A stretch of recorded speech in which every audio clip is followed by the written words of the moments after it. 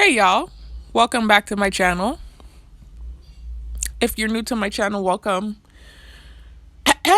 Sorry y'all, tired. I just got off. Y'all know I work the night shift. Well, those of you that have been subscribed, tired, and I just got home. And so this is why my voice sounds the way that it does. But anyways, if you're new to the channel, like I said, welcome. Please check out the links located in the description box and comment section. And in both locations, you'll find an identical set of links that lead to videos that talk about what started my targeting in 2020, and then links that lead to videos that talk about that share information about the targeted individual program.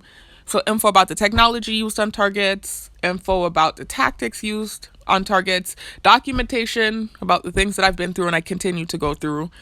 Just a plethora of different things, y'all, pertaining to the targeted individual program. I have so many different videos that I made, y'all, that I put together. I've taken my time over the course of the last 2 years because although I've been targeted since 2020, I did not learn that I was a target until the end of 2022. And that was, if you listen to my story, when I came back to the island that my targeting started on. So basically, I tried to leave. I tried to relocate summer of 2022 because of all the crazy things that I was experiencing here on this island. Listen to Ref Campaign, y'all.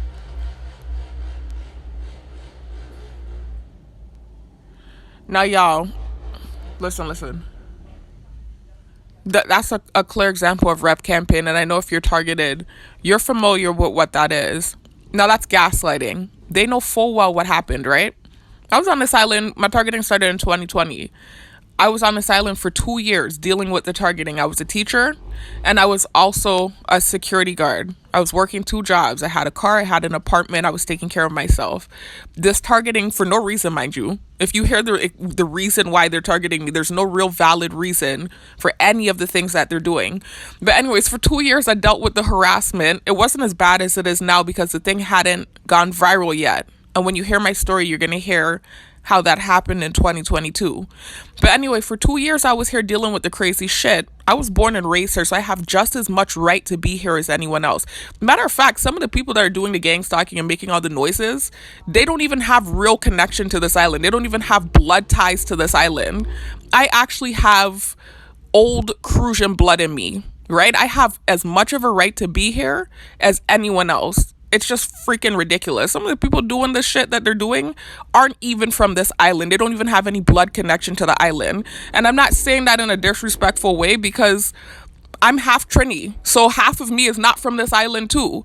But the point is to be making noise campaign like I need to leave my home where I was born and raised. You're bold and you need to... Anyways, I'll tell you what you could do. My mouth can get really nasty. I'm trying to behave. Anyways, y'all. So anyways, like I was saying, I decided that I was going to leave though. I don't have a problem with leaving. I hate drama. I really do. I cannot stand drama. And I like privacy. And obviously, if you're targeted, you know that one of the major tactics utilized on targets is the invasion of privacy. You have no privacy. They follow you everywhere. They go in the bathroom with you. They're watching your private parts sometimes. That's how invasive the thing is, right? Really heinous, horrible treatment. Listen to the Ref Campaign. I don't know whose panties is in a bundle this morning, and I say that in the most disrespectful way possible because I know it's a man that's doing the Ref Campaign. They always have men on these little mopeds riding up and down in the neighborhood, grinding their balls on the seat, acting like a female, right? Harassing me. I don't know whose panties is in a bundle this morning, but I'm trying to, like I said, make my video, and the Ref Campaign isn't going to stop me.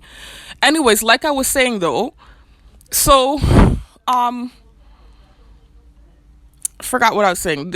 They know I have ADD too. That's why they're doing it, because they know the noise will distract me. That's why they're doing it. And anytime I make these videos, I can always refute a lot of the things that's being done, and they hate that. They don't like when I can refute stuff. I'm so annoyed. So anyways, like I was saying, y'all, I have every right to be here. But regardless, I was gonna bust off and clear out because when I saw the crazy shit that was taking place here on island and all the people getting involved, and I know I didn't do anything but send a text message, I was like, I'm out of here. I'm like, I don't care. I have so much going for me. I graduated magna cum laude. I have, I'm saying that quickly because I've said these things so many times in all these different videos. But I had just graduated with a 3.5 GPA. I have an extensive resume. I have so much teaching experience and different things on my resume. I'm like, okay, so this stupid shit is happening here on island. I can relocate and start over anywhere. I had a job offer in Florida to become a teacher, but I decided to come home instead, which I regret. And I'm not saying that in a way like, to make no more beef with the people on island, but I truly regret it because it's like me coming home is what led to my targeting starting. So anyways, so whatever, I just thought I could relocate. That was my plan.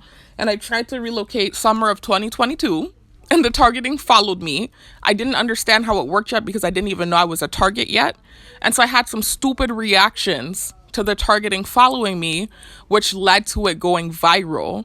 So basically, I couldn't even function up there in the mainland where I was because the thing followed me and went viral and everything started getting impeded and sabotaged. So I was forced to come back to island. This is where I'm from and this is where my family is at. And at this point, I was chopped off at the knees figuratively. I couldn't function up there. Nothing, I couldn't function. With the things they were doing, I could not function up there. I would have been homeless if I had stayed up there.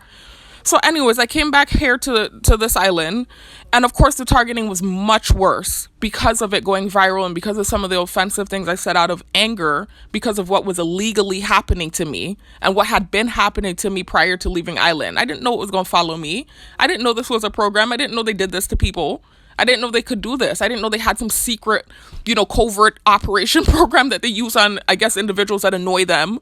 So, whoever they decide to, because it's not about anything that they're making it about is what I realized. The false narrative about the text message, they have had pedophiles involved in my targeting, just so you understand. I'm not going to go any further because I made problems with saying that too, right? With my targeting, they have had pedophiles involved in targeting me. Just understand that. Like proven. The record shown, right? I'm not trying to say that to throw people under the bus because this is what happens. I make these videos and I'm just trying to refute things and trying to, defend myself. I end up making more enemies. But that's all I'm going to say. I'm not going to go any further. There have had known pedophiles gang stalking me. That's all I'm going to say. I'm not going to call the person a pedophile if they turn their life around and they've repented. I'm not trying to be a judgmental person. I'm not God. But I'm just saying more than one they have had involved in my targeting. That's all I'm going to say about that. So it's not about that. And then also, too, with the race thing, the offensive stuff I shared in my car in Florida, it's not about that either. And this is what this video is actually about. So I'm about to be careful what I'm saying with this because, y'all, when I make these videos and I try to defend myself and prove basically that they have no reason to really be doing this to me, I don't really know why they're doing it. There's no valid reason. It makes no sense why they're doing what they're doing. Every time I make these videos to prove my point, I sometimes end up putting my foot in my mouth, just trying to advocate for myself. I might point and say, but look, this person is actually doing this and whatever, and you're not doing this to them. And then it's like more enemies. That's how the thing works. It's such a comprehensive program where they torture you and torture you and torture you and you're an innocent civilian. And then you start to point out certain things and then you make more enemies because it kind of seems like you're throwing people under the bus. Anyway, so I went off on such a tangent, y'all, because of this stupid, annoying ass ref campaign, man. Damn. I was really trying to do the intro. I was telling y'all, check out the links in the description box because there are a plethora of different types of videos down there pertaining to the targeting program. Info about the technology they use on targets, documentation about the things that I've experienced for the last 4 years, my experience, info from other targets, info from reputable sources such as doctors, former CIA agents, FBI agents, etc. There's so much info. Check out the description box, y'all, and the comment section. There's an identical set of links in both locations. Check it out. Anyways, moving on to what this video is about, y'all. It's basically relative to what I was just talking about. Just proving again that everything that they throw at me as some sort of validation or claim to why they're doing what they're doing to me, it's not really the reason. There's no really real reason why. I don't know why they're really doing this to me for so long. I really don't. Anyway, so I'm going to be careful with this one. This is a very, very I'm on eggshells with this, y'all. When it comes to the race thing, like, I'm on eggshells that are broken. Like, I'm on eggshells that are already broken, and like, I could fall on my ass when I talk about the race thing. I have to be so careful with this, because this is one of the main things that they've used to propel my targeting, to take it to a higher level, and to try to validate some of the things that's been being done to me. Mind you, prior to me leaving Island and prior to me sharing those offensive things in my car that I shared in my car in Florida out of anger, prior to that, they were still doing this to me. They were still doing what they were doing here on Island, and it was amping up anyways. It just wasn't as bad as it is now, and you didn't have as many people involved. But it was already happening to me. All of this shit was already happening to me. This is what made me relocate in the first place. Anyway, so like I told y'all in the story, when I tried to relocate and I went to Indiana, that was the plan. I was trying to become a trucker because I was doing research and I was looking into ways that you can make like copious amounts of money fast, like one of those careers where you make a lot of money quickly. And that's what I was looking for, because I told y'all prior to leaving, I had gotten in 2 accidents. And so I owed money to 2 people. And this was all due to targeting, just so you understand. Prior to age 29, I had never gotten in any accidents. I hadn't even gotten a speeding ticket. After my targeting started and they started following me on the roads and stalking me up and down all over the island, that's how bad it got, I started getting in car accidents. I got in 2 back-to-back car accidents. And so I owed money for the car accidents. And that's also what added to, that was partially what played a part in me deciding to relocate. That was part of it. So anyways, so I was looking for quick money. You know, I wasn't trying to stay in the trucking career field. I went to school. You know, I was trying to use my degree for something, but I did want to get into trucking briefly so I could make a lot of money fast, pay off the car accidents, get settled, you know, situate myself, and then get into whatever it is I was going to get into, teaching likely. Anyways, so I was looking at different states and stuff, and I was looking for the most affordable states that I could go to, because I was going with $4,000. You know, as an adult, you realize that's nothing. You know, that's done in like a month. That's like rent sometimes for some people. So I had $4,000 that I had saved up, not much, and I knew I needed to find a state that was affordable, where I could get cheap rent. I needed to find a state that had a trucking company that provided possibly lodging. Those things, these are the things I was looking at. That's what I was taking into account when I was looking at which state to relocate to. I was looking at Oklahoma as well. I was looking at all the way up at Maine, because there was a teaching offer up there in Maine. I was in communication with the school up there, and they were talking about hiring me on. I was in active communication with them, but they didn't provide lodging and stuff, which is understandable. Most schools don't. I was looking at New York as well, because they were actually telling me that they needed teachers so damn bad they were going to provide lodging possibly. So I was looking all over the place and trying to figure out what I wanted to do, but I decided to stay on the trucking idea because you can make a lot of money fast as a trucker. I like driving. I like traveling. I like seeing different places. I like nature. I like being outside. So I was like, okay, well, this might be an adventure that would be fun for me. And so that was basically what it was, what the trucking, why I decided to do that, because I had done my research and I saw that you can make a lot of money fast doing the trucking. And it was something you could get into quickly because they need drivers. Like, that's something that's lucrative. They're always delivering stuff. There's always stuff moving throughout the world, right? So you always need truckers. So that's what I was looking at. I was like, okay, that's something I can make money fast doing.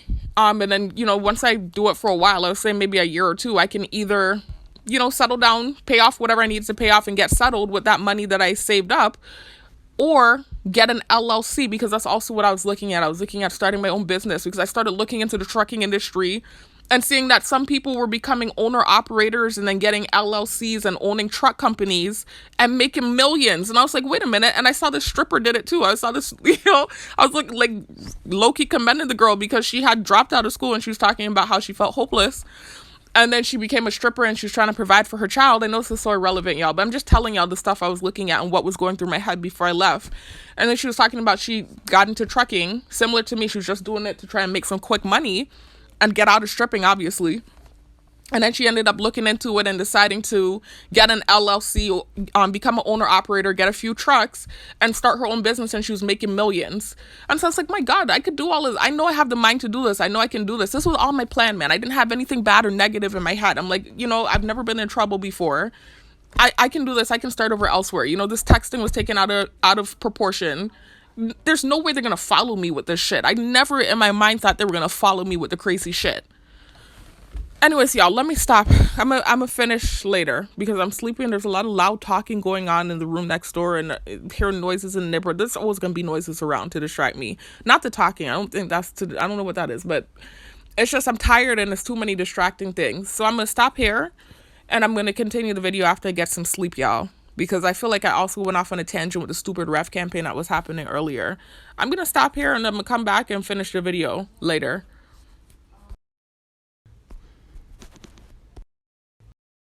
All right, y'all, so I'm back and I got to rest for a few hours. So I'm gonna finish off where the last clip ended. I did just listen to the last clip, so I know where I left off. And I was just talking about what my plans were when I tried to relocate in 2022. So again, just a reminder, my targeting started in 2020. Right after I graduated from college and I moved back home, that summer, my targeting started because of a text message that I sent. And for 2 years, I was dealing with gang stalking activity that just kept getting worse and worse. So in 2022, summer of 2022, I decided to try to relocate off island. Did not know about this covert operation program that existed. Didn't know that they could do this to people and infringe your rights. You know, it's a complete violation of the Constitution, but I didn't know about this thing. And so I just thought I could leave and the thing wouldn't follow me. And it did, and that's what I was talking about in the last clip. Just telling y'all what my plans were when I was deciding to relocate, because I was planning as if I would be able to relocate smoothly and that this thing wouldn't follow me. I didn't anticipate it following me. So I was just telling y'all in the last clip, I was looking into trucking, and that was the intention, to go up there and get into trucking and, you know, try to make a lot of money fast and then decide from there what I was going to be doing. I was looking into getting an LLC, blah, blah, blah. All right, so anyways, y'all, because I started going off on a tangent when I listened to the last video. Even though all those things are relevant, they are relevant because it's just, again, for you to understand that I had no ill will and I was really just trying to better myself and further advance my career and just live a normal life. I had no bad intentions and this thing followed me and I didn't even commit a crime. So that's really what I was getting at when I was telling you guys all of those things in the last clip. But anyway, so when if you listen to the story, what's going to happen here is I'm going to end up telling you a part of the story. So really what you need to do, I said this already at the beginning of the last clip. If you're new to the channel, don't start with this video. Please check out one of my stories. I have several videos where I've told my story, and I've linked some of those videos in the description box and comment section. There are other videos linked in those locations as well. Videos that give, like I said, info about the technology used on targets, info about the tactics used on targets, and other videos, basically, again, just informational videos to help shed light on the targeted individual program, and also to help you counteract some of the tactics used and to understand some of the things that you're going to encounter as a target if you're new to this, or if you've been in it and you're still confused. Because like I said, if you were listening to the last clip, you'll have heard me say that for 2 years I was targeted. It started in 2020 and I didn't know what the hell was going on. I wish I knew some of the things that I know now. Everything that I know now and all these videos that I've created started in 2022. At the end of 2022. That was after I tried to relocate. I told y'all what my intention was. The thing went viral because of some reactions I had to the thing following me, and then me getting completely debilitated while I was in the mainland and having to come back to the island I tried to relocate off of. And then at the end of 2022, when I did come back to this island, that was when I did the research. That was when I said, nah, man, this is some weird shit. Because it followed me and it was way worse in the States than it was here on the island. I'm like, what the hell is this? And I had experienced a bunch of different people stalking me. And so I said, let me look that up. I said, I know there's no way in hell that I'm the only person on earth that's experienced something this astronomically strange. So I typed in people being stalked by groups of people. And that was when the term gang stalking popped up. And then that was when I learned about the targeted individual community. And then that was basically, you could say, the start of my learning about this program and et cetera, all the things I know now. If I had known before, it would have saved me so much trouble. My thing wouldn't have went viral. I'm telling you, I would have moved so different. I wouldn't have just moved like a regular individual that's just trying to relocate because some stupid shit popped off. I would have moved so different, I'm telling you. This thing would have never went viral had I known the things that I know now. And so that's also why I make my videos. I keep saying that. It's not just to advocate for myself and share my story and the things I've been through, but it's also to help other targets because I can really empathize with you if you're going through this and you don't deserve it and you don't know what the hell is going on. Like all of these things I wish I knew ahead of time, the things I know now. So anyways, um so I'm kind of gonna end up, the reason I'm saying all of that is to say that even though I have videos where you can hear my story, I told y'all where you can see those videos. Let me scroll somewhere real quick.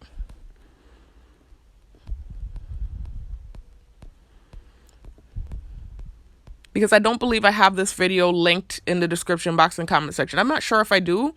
I'm going to check after I make this video because I use the same set of links in every video. I copy and paste and I put the same set of links in the description box and in the comment section.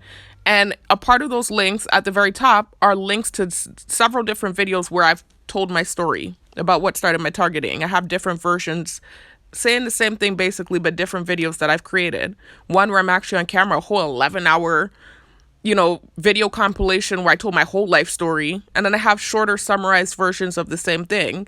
This video here that says Restating How I Became a Targeted Individual, where I'm in the white t-shirt, that's the most recent video where I've told my story. And it's the most condensed version of the story that I have.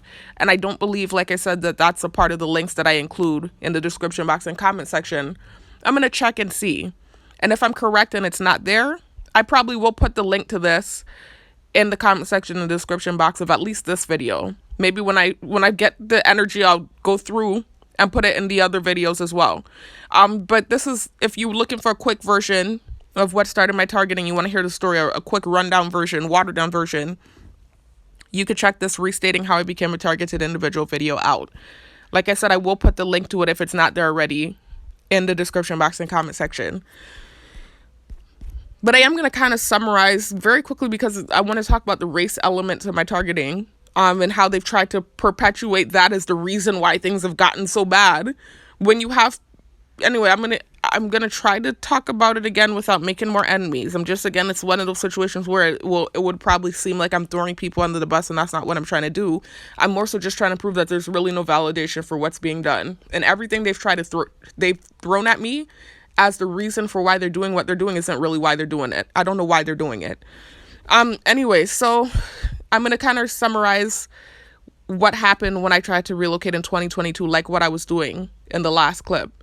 But I'm going to try to do it very quickly and run through just basically so I can get to the race element of things and what made my targeting turn racially charged.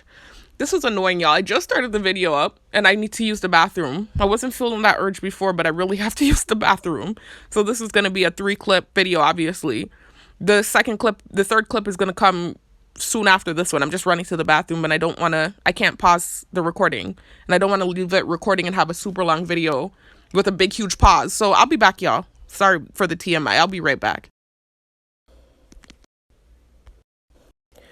Anyways, y'all, sorry that I sound out of breath. I told y'all, if you listen to my story, that I have this OCD with the bathroom where I can't swallow my spit when the door is open. I probably should have caught my breath before coming back on. But whenever I'm in there, obviously I'm not holding my breath, but I don't swallow my spit with them when I'm in there. But then when I'm about to leave, I hold my breath, and finish up whatever I'm doing in there. I spit and then I come out. And so I'm always out of breath when I come out of the bathroom. It's a hot mess. The real OCD I've had since childhood. And you could say ultimately what led to me becoming a target, because it started, if you listen to my story, with some incidents that occurred in Airbnbs when I was still in Florida and still in school prior to moving back home. And then I came home and thought that the same thing was taking place in the house that I was living in here on island. And you'll hear why if you listen to my full story. So you can kind of say that's what started. That OCD is kind of what started my targeting, but not really. I think there's some sort of weird, I think there's more to it. I think something weird is going on. But anyways, guys, sorry, I'm trying to catch my breath. I'm so annoyed with myself. I should have done that before coming on.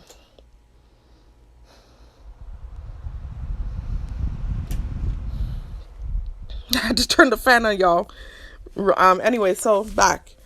So what I was saying was, I'm not going to retell my story, obviously, but because I want to discuss the racial element of my targeting and, one of the things they love to push at me as to why certain things are happening, or why my targeting is so bad, or why they won't stop doing what they're doing. There's always going to be a reason. There's no reason for why they're doing it. There's no real reason. But anyways, I'm going to retell that part of the story. You'll be familiar with what I'm about to say if you listen to my story.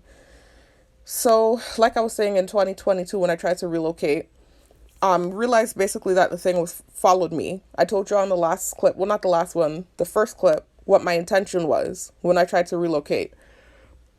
Excuse me, when I actually got up there, there's some annoying idiot on top of me hammering. It's so irritating, y'all. I already told you guys about this in prior videos. It's like this weird thing to do. It's like two houses that it's coming from. And it's like they ping off of each other and they decide who's going to hammer, who has the hammer shift for the day. And they sit there and they stare at me all day long and they hammer. And they even stare at me sleeping. And as soon as I wake up, sometimes they're hammering. Like, it's just this weird thing.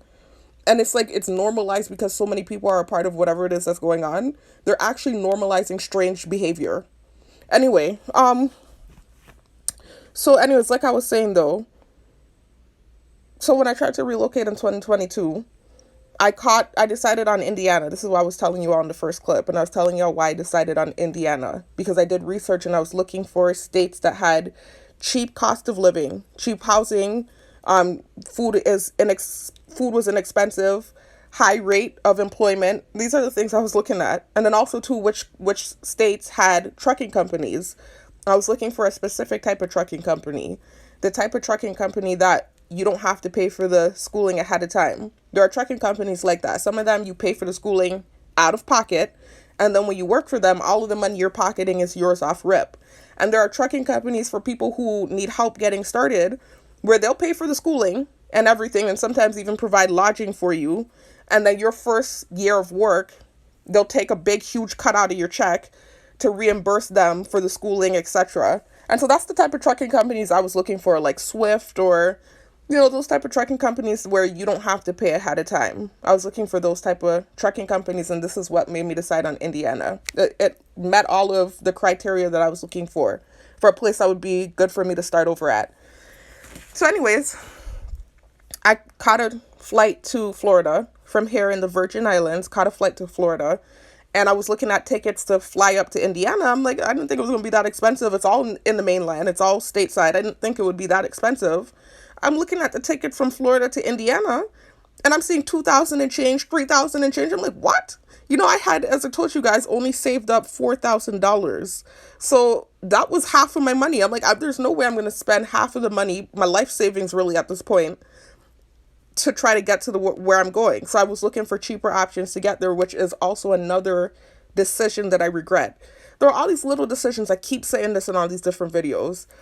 All of these little decisions that I made that led to my targeting going viral. Or if we go further back into the story, what led to my targeting starting in the first place. It's all these little small decisions that had I made a different decision, it would have changed my whole outcome. If I decided to stay in the dorms and just bear out, not having my own space and deal with the nasty bathroom situation, I would have never dealt with the Airbnb stupidness, and I likely would have never been targeted. If I had stayed in Florida after I graduated, I would have likely never been targeted.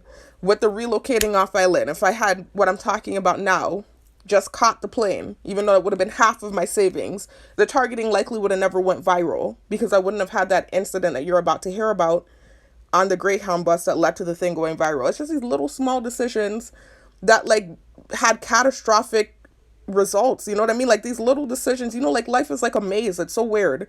It's a maze and you can go anywhere and you don't know what the result is going to be of whichever path you choose. It's like I chose every bad path. I don't understand. Like when we look back at it, it's like I chose every path I chose was the wrong one. I don't understand. So anyways, so I was trying to save my money. I thought I was thinking strategically. And I decided to get on the Greyhound bus because it was a cheap ride to Indiana from Florida.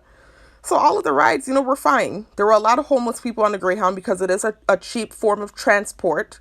And so you will find a lot of homeless people on the Greyhound bus. I knew this ahead of time. When I was in my early 20s, We used to catch the Greyhound bus to go and see family out of state for Thanksgiving or the holidays. We used to go and travel and see them when we were in school. So we knew that homeless people rode on the Greyhound. I didn't care. I don't have an issue with homeless people. Another false narrative they tried to spin because of the stupid reactions that I had to the targeting following me. But I knew what I was going to be encountering. I didn't really care. I even had someone in my close circle warning me, like, why are you going on the Greyhound? She said, they have crazy people on the Greyhound.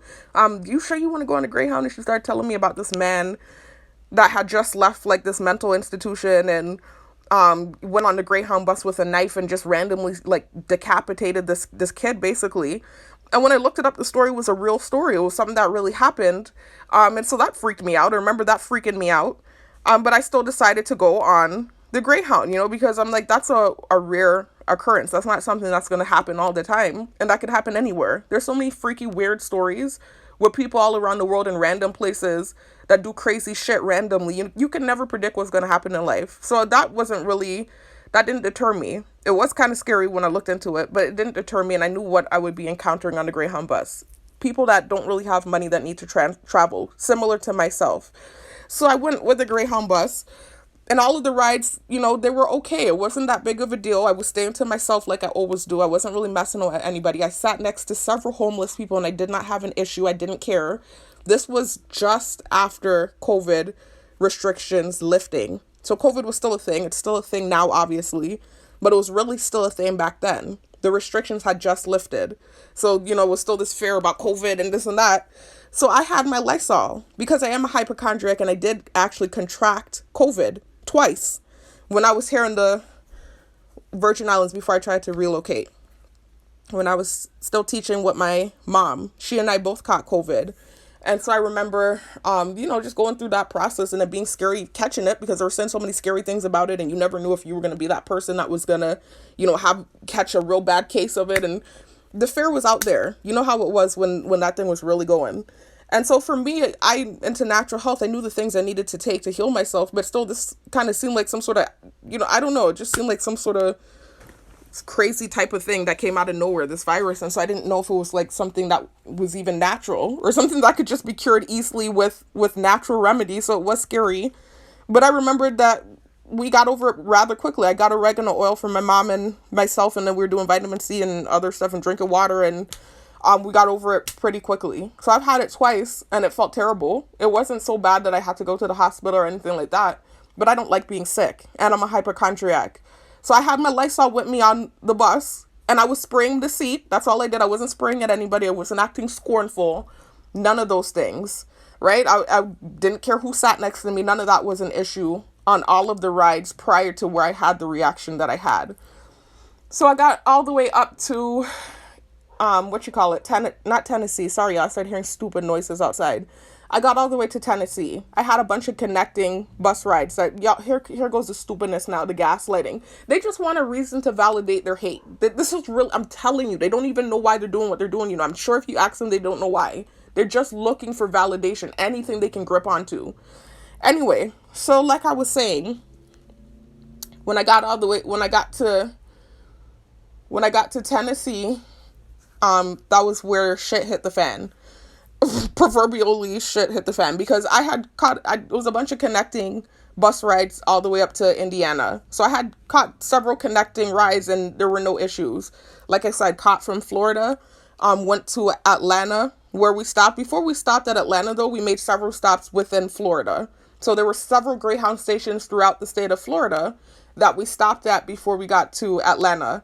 And so all those different stops didn't have any issues. I actually even picked up a friend before I made it to Atlanta. There was this guy that sat next to me and, kind of started chatting me up. And I ended up befriending me, and he was a cool guy, normal. Everything was normal. The thing had followed me all then. But I didn't realize it because the thing hadn't gone viral. So I don't think as many people were as involved with it. It didn't go viral until we got to the Tennessee Greyhound station.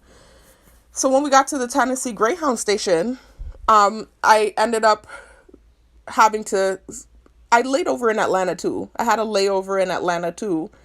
Now that I think about it, now that I know that the thing followed me, I'm realizing that likely some of the activity that was taking place at this Greyhound station in Atlanta was likely gang stalking, but I'm not sure because again, it wasn't what it turned into after the reaction that I ended up having at the Tennessee Greyhound station. At the Atlanta Greyhound station, it was more so just like, a metro city where you see a lot of crazy shit. That's what was happening at that station. A lot of crazy shit, and a lot of it seemed legit and authentic. It didn't seem like gang stalking. But I'm talking about like the individuals that were approaching me because I noticed this weird thing in the Atlanta Greyhound station. I think maybe that's just how it is. But I remembered even calling my sister about it. I was like, girl, I regret wearing this dress because I was wearing this little short dress that I had put on and I had a sweater over it. And the only reason I put that dress on was because it was easy to travel and it was like a comfortable dress. And, most of my clothes were business clothes because I was a teacher. And then I had like a few casual outfits. Didn't really go out like that because my targeting had been taking place for 2 years. So a lot of the go out clothes I had, I didn't even have anymore at that point. It was mostly professional clothes. And then I had like loose fitting dresses or like, little short, comfortable dresses. And so it was a little bit short above my knees. It wasn't that short. Like it wasn't pom pom shorts is what we would call in the islands, like super short. It wasn't that short, but it was kind of short for what I typically wear. So I noticed I'm at the Atlanta Greyhound station, and it's like the men just kept approaching me. Like I noticed a bunch of men kept approaching me. And it's not like this is unusual. I'm a female. Most women get hit on by men. So this is why I was like, okay, well, maybe in the city, they're really like on it. Like this is just how it is in the city, especially when you're at the station, because this was like I said, a metro area. You had a lot of drug addicts around. You had a lot of crazy activity taking place. So I figured, okay, well, maybe that's what's going on around here. Because I was also noticing in the streets, I saw people that kind of looked like they were prostitutes and that type of stuff. I'm not being judgmental. I'm not judging the area. I'm telling you, it was some crazy stuff going on at that Atlanta station, though. It was like really, I had to call my sister. I was calling my sister and my mom. I was telling them all of the crazy activity that was taking place. And so in my head, I'm just like, okay, well, maybe the men are just on it like that here at the station because it seems like it's a fast-paced type of environment. It seems like there's prostitution going on and all kinds of stuff. I was like, maybe that's what's going on. So I remember feeling very uncomfortable, but that was as far as it went. And I'm now in retrospect, I'm realizing maybe that was gang stalking, all those men that were approaching me, because it was excessive the way it was happening. It wasn't even like just like I said, a regular scenario, like how men approach a woman, because obviously I've experienced that as well. But it was the way it was happening. I was like, damn, this dress ain't that short. I was like, what is going on? So I remember even calling my sister about it. And now in retrospect, I realized that those could have been gang stalkers they were sending out. I don't know why they were sending them to hit on me. I don't know what the plan or the intention was. This is how sinister the thing gets. I don't want to be accusatory and bear false witness, but this is what I'm saying. Like, it's some creepy stuff that takes place when you're targeted, especially as a woman, especially if you go out to the mainland where you don't know people and whatever. Hold on a second, y'all.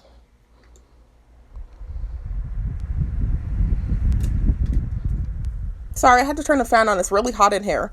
So anyway, other than that, that's petty stuff. Like a guy hitting on you, okay, ooh, it was more so just exhausting because I was sleepy and I had been traveling for days and, I hadn't even showered or anything like that because there were several layovers.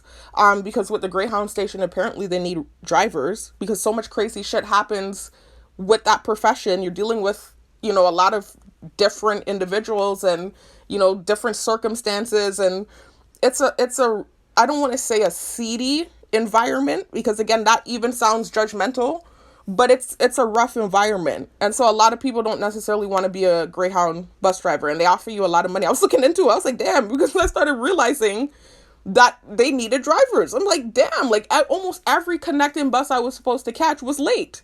There wasn't a driver, like they didn't have a driver. And so it caused this layover with this one. And then once the layover happens, it's like every ride comes late. It's just terrible.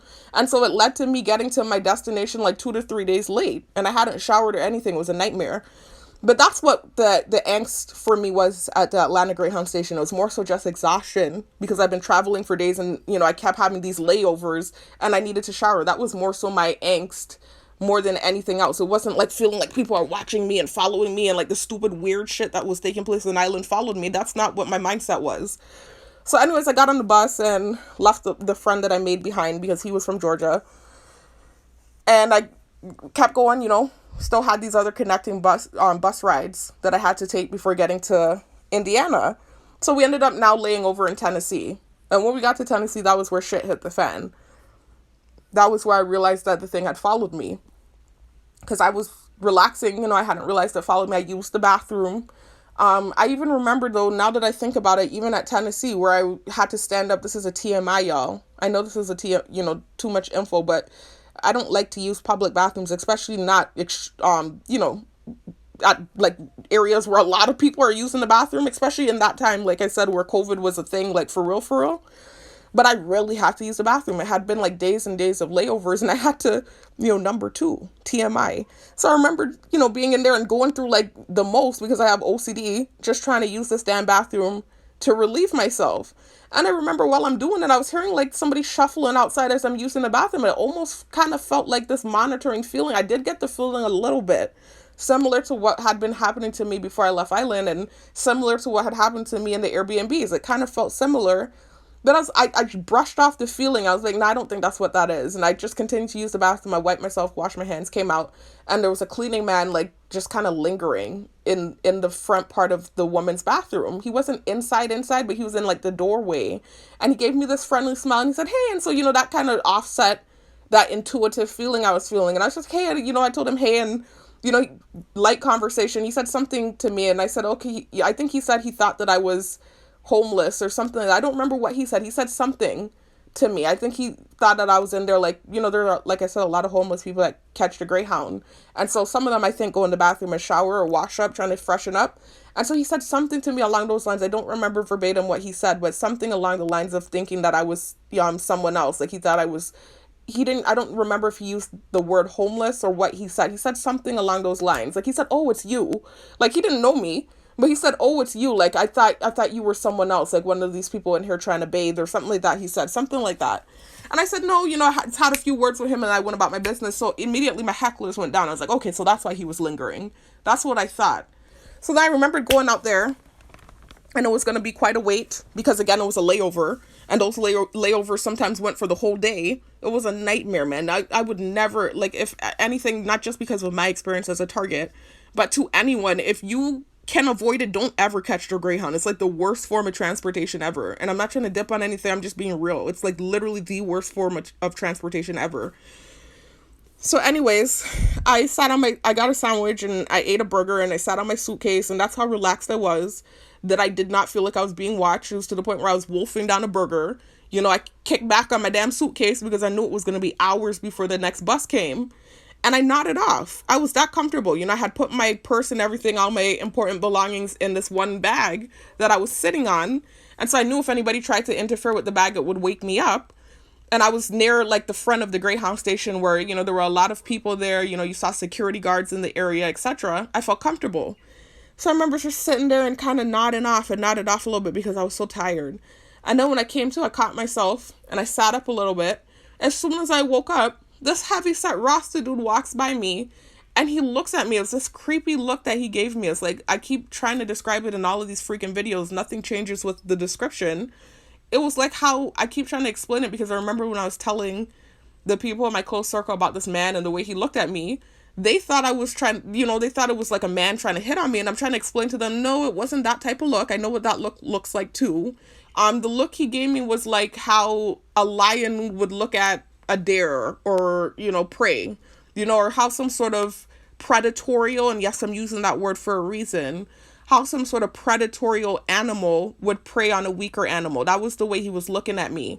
It was just a scary kind of look, sinister, but it was like he was smirking too, look that he gave me.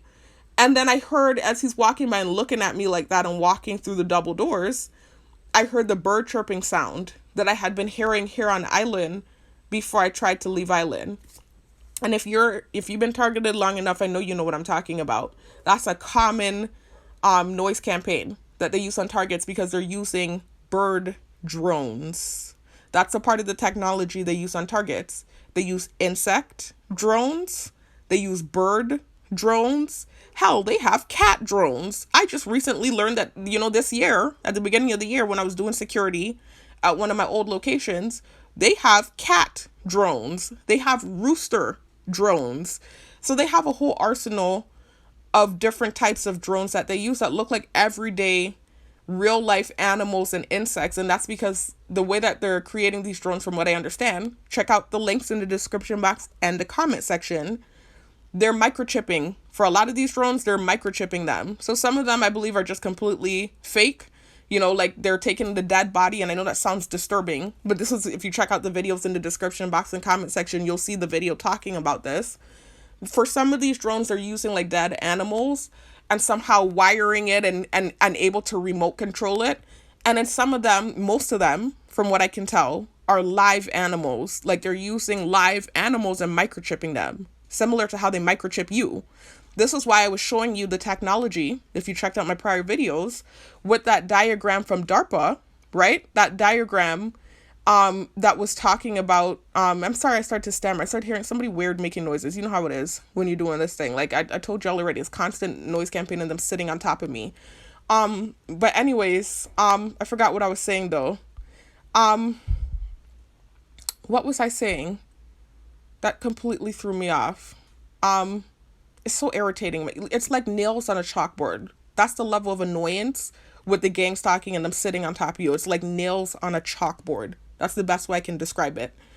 Anyways, I forgot what I was saying though. Oh, I was telling you about the drones. Yeah, so they have live drones that they microchip, similar to how they're microchipping you. And check out this video.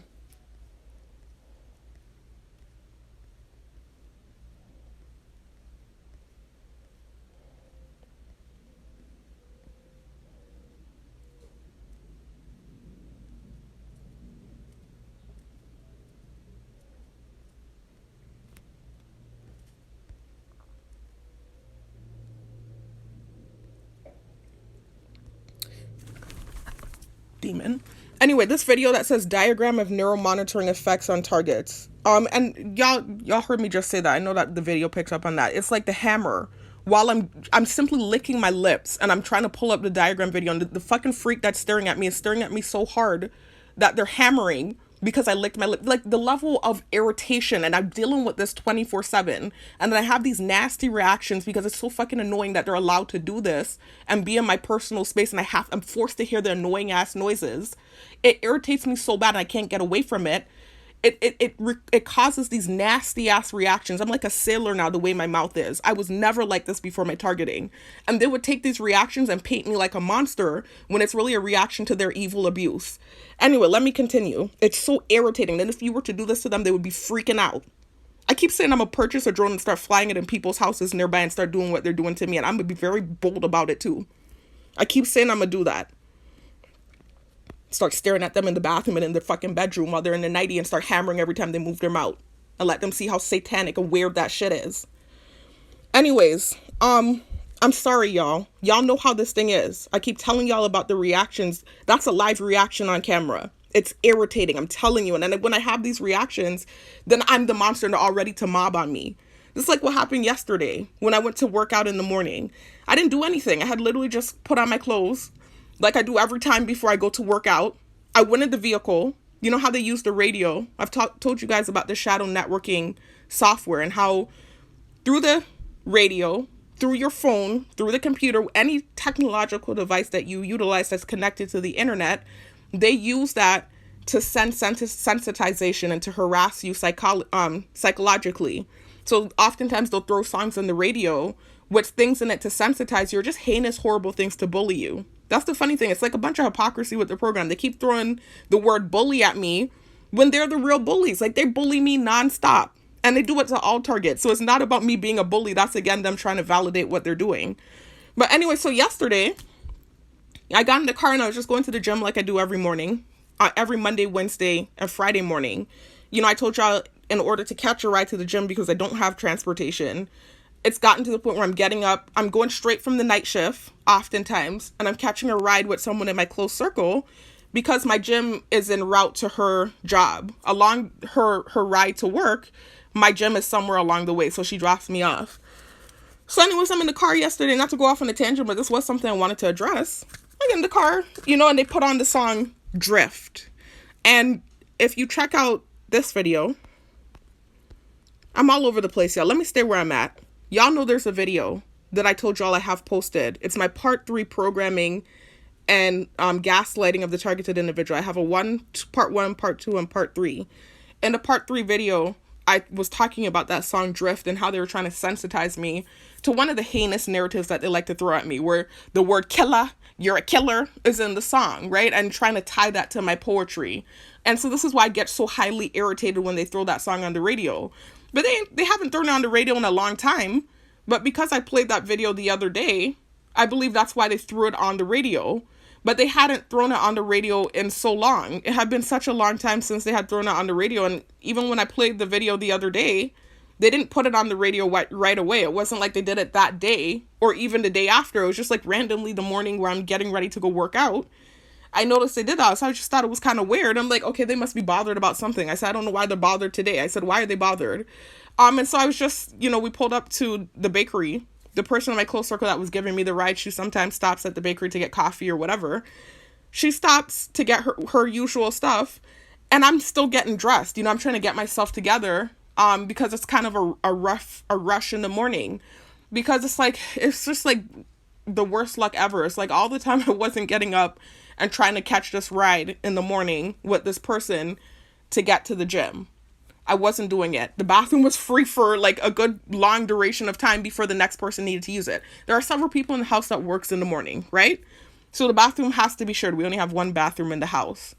Before I was getting ready to go to the gym in the morning, this person that I catch the ride with, she would go in the bathroom super early. The bathroom would be free for almost damn near an hour before the next person had to get in there. Now I decide I'm trying to catch a ride with her to go to the gym. I'm like, okay, well, perfect. That works out perfect. As soon as I come in, as soon as she comes out the bathroom, when I get in from working the night shift, I can hop in the bathroom. I can bathe real quickly, hop out before the next person needs to use it, get ready and go. It's this thing now where the next person that needs to go in, she's trying to go in earlier into the bathroom now. She's saying she's going to need to start going in at 6:45 instead of 7. Then this next person in my close circle is getting up and he has to go to work now. And so he's flying into the bathroom right after she comes out. So I'm just like all the time, the bathroom, there was that little period where I could have went in. And now where I'm trying to get this ride to the gym, like I can't get in the bathroom. It's just like so frustrating. But anyway, so it always leads to me having this kind of like rush type of thing to get ready in the mornings to go to the gym. It's like this frantic rush, and I'm usually not ready when the person that I'm getting the ride from is giving me the ride. So I'm having to run out with my stuff and finish getting ready in the car. So I was getting myself ready and I'm hearing them playing this Drift song on the radio. So I'm thinking in my head, they must be bothered. I said, what are they bothered about? Now I know my thoughts are being projected. They can all hear my thoughts. They're constantly interacting with me via the thoughts that I'm having. That's part of the torture. Sometimes if they're feeling spiteful enough, every time I think, they'll make noises. Like, it's just real spiteful stuff to get a reaction. Anyway, so I'm thinking in my head, I start getting this nasty reaction. I had just worked a full night shift and I'm going to work out. I'm pushing my body to the max. I start thinking, well, why are they bothered? I said, what's going on? I said, what are they bothered for? That's all I thought. It's not like I said these nasty people, or, start thinking real nasty thoughts, like what happens sometimes when they really get under my skin and I start having this nasty reaction. It wasn't anything like that. I just said, oh, they must be bothered this morning. I said, why are they playing this on the radio? They always play the heinous stuff when they're trying to really get under my skin. I said, they must be bothered this morning about something. That's all I said. We pull up at the bakery, they start to mob on me with the noise campaign. I'm getting myself ready. I'm noticing, first of all, this young dude walks into the bakery. I noticed that's something else, too, that they like to utilize when it comes to the targeting. They utilize elderly people and young people. They utilize all age groups. Let me keep it real with you. I've experienced gang stalking with every age group. But the main age groups I noticed that do the most gang stalking, especially like as it pertains to the color coordination, it's mainly like young people. And when I say young, I mean like teenagers or early 20s, and old people, like elderly people, is who I'm noticing mainly are doing the color coordination and really going full throttle with this gang stalking thing. And it reminded me of this video. I don't mean to be all over the place, y'all, because I'm supposed to be showing y'all the diagram. I'm going to get back to where I was. Hold on, where I was talking about the microchipping and the drones they use. I didn't forget where I was. I'm going to get back there.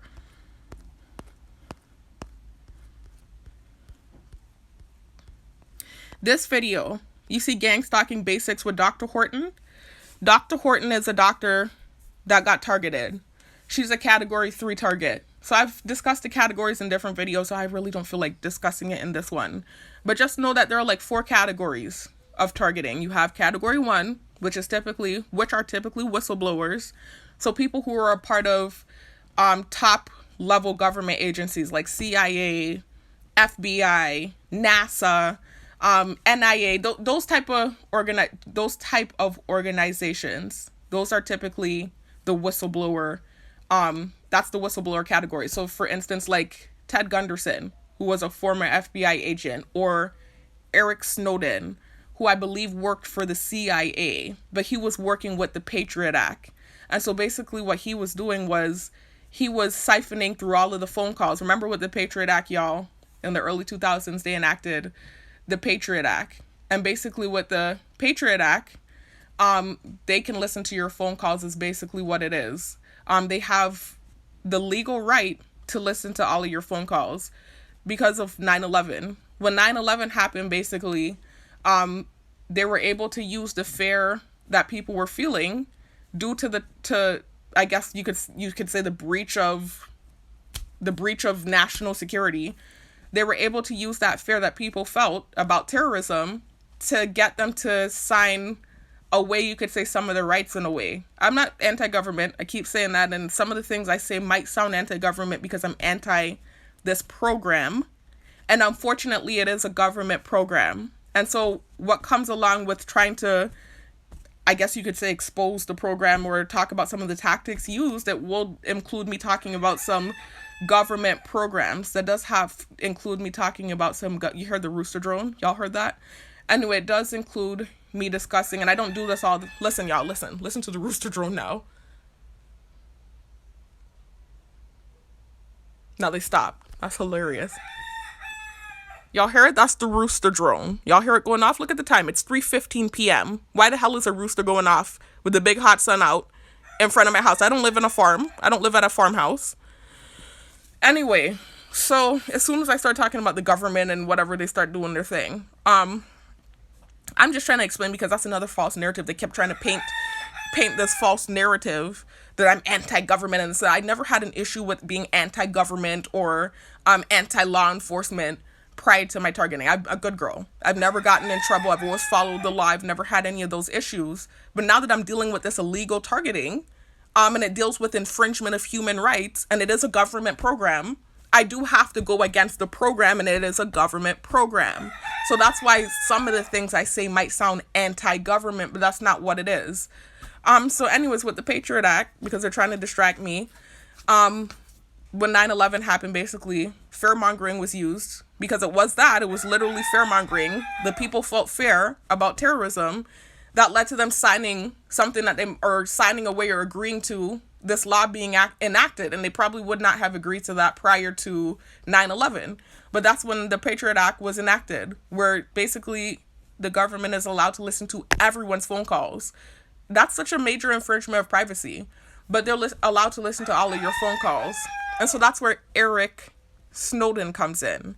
Because like I said, I believe it was the CIA that he worked for, one of those government agencies. He was one of those people that was in a cubicle listening and siphoning through thousands and thousands of phone calls, right? You have a bunch of different government workers that do it, like faceless government workers that are in these huge ass buildings, in these random cubicles, listening through random people's phone calls, listening for anything that I guess sounds anti-government or whatever the case is. So anyways, Eric Snowden saw people getting, I guess you could say, targeted, or watch listed for simple things that they shouldn't have been watch listed for. Basically kind of like freedom of speech type stuff at this point. It wasn't even like terrorist activity or, signs of terrorism. It was really just freedom of speech, some of the things that they were saying and they were getting targeted for. And so Eric Snowden didn't think that that was right. And so he took the information that he knew and he went over to China and he blew the whistle. And that's what led to him becoming targeted. So that's just an example of category 1, y'all. Because of course I started going off in the tangent when they started doing stupid noises. That's an example of category 1, whistleblower. You have category 2, the category that I'm in. That category is relegated to people that have pissed off people in power. That's what it's for. You can get in that category. Literally anything can put you in that category.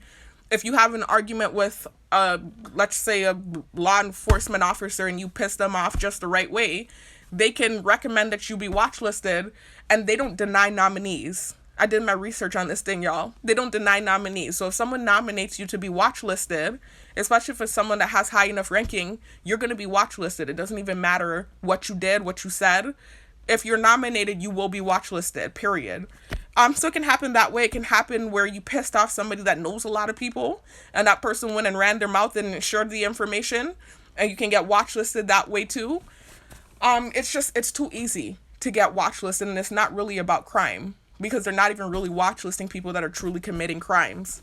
They're watch listing just about anybody. People that pisses them off. That's really what it's about. So that's how I got watch listed. I sent the text message to the people in my close circle. They took it to the highest level. I didn't know that was gonna happen.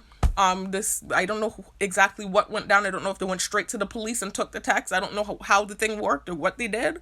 But the thing started to go viral, and it started to spread island wide, and I started noticing crazy things happening. And it just started to get worse and worse, and then I tried to leave. At that point I was already being followed, right? I was already, I don't think watch listed, but I was already being investigated, I guess, and followed and harassed. And it wasn't even an investigation, because the things that were taking place on island before I left, it seemed like trolling rather than investigating. You know, it was the things they were doing. They were laughing outside of my apartment when I'm trying to cook. You know, these petty little stupid things that didn't even feel like a real investigation. It more so felt like bullying and trolling and harassment. I'm just weird activity that was taking place. Laughing outside of places where I'm at. You know, I can hear them outside laughing. Like, this is what it was that was taking place, and it was just spreading so fast. So anyways, I tried to relocate. I'm trying to not to lose focus on where I'm at, y'all. I went off on so many different tangents. I was telling you about the categories. I'm sorry, y'all. It's so many noises going on around me, and I'm still tired, by the way. I did sleep, but I'm tired. So anyways, so the category 2, basically you pissed off someone in power. And so that's what happened with me. Sent the text message to the people in my close circle. They lambasted the text, and it went viral, basically, because of some of the reactions I had to this thing, like, blowing up, basically, you could say, because they ruined my life here on island with the text message. So I had to leave. I leave, the thing follows me. I have the reactions I have. Then I really pissed off some people in power, because at that point I was already being watched. And so now some powerful people saw some of the reactions I had that they didn't like. And that's what led to me getting targeted to the level I'm targeted at now. And then there's category 3, which are innocent civilians. And that ties into, I'm talking about stuff I really don't want to talk about in this video, y'all. These are things I've talked about in prior videos. And actually, if you check out the links in my description box, you'll hear me talk more about what I'm talking about. Look at this video that's on the screen. I don't know why I didn't just say that. Gang Stalking Basics with Dr. Horton. And you'll hear me talk about the different categories of targets that they have. But category 3 is innocent civilians. It's really just experimentation. No matter what category you're in, you're a part of the experiment. It's just a different reason why you got watch listed. If they feel like you're an asshole or you pissed them off, I don't even want to say anti-government. They're trying to paint that now. But whatever reason it is that made you get watch listed in category 2, like you pissed somebody off, they feel like you're a good candidate for experimentation. Category 1, you're a whistleblower. They feel like you're a traitor. You're a good candidate for experimentation. And then category 3, random civilians, because it is an experimental program at the end of the day, from the research I've done. Look at the link in the description box and comment section that's titled I'm trying to remember what the title is, y'all. It's called Harvard Scientist or Harvard Doctor Reveals Mind Reading Technology. And in that video, you'll see Robert Duncan talking about the true agenda of the program and what the true agenda is. Anyway, so understand this is all experimentation. No matter what led to you getting targeted, it's experimentation at the end of the day. So category 3 basically is like the true, you can see the true intent of the program. They're just picking random people. You're just unlucky. It's like a lottery number. You got picked. And they're just picking random people of different demographics, different age group, different ethnicity, different race. Sorry, I just said that. Different gender. They're picking those just to see how the technology works on everyone. Similar to like when there's a new medication and they do a clinical trial. They need different people from different demographics so they can analyze how it's going to affect everyone. And that's kind of what category 3 is about. You have so many targets like Dr. Horton, who fall in category 3, who woke up targeted and then started doing research because they're like, what the hell is this? And come to realize that that's what's going on. And in the video, if you check out the video with her, she's coming to her own conclusion about why she thinks the targeting is happening.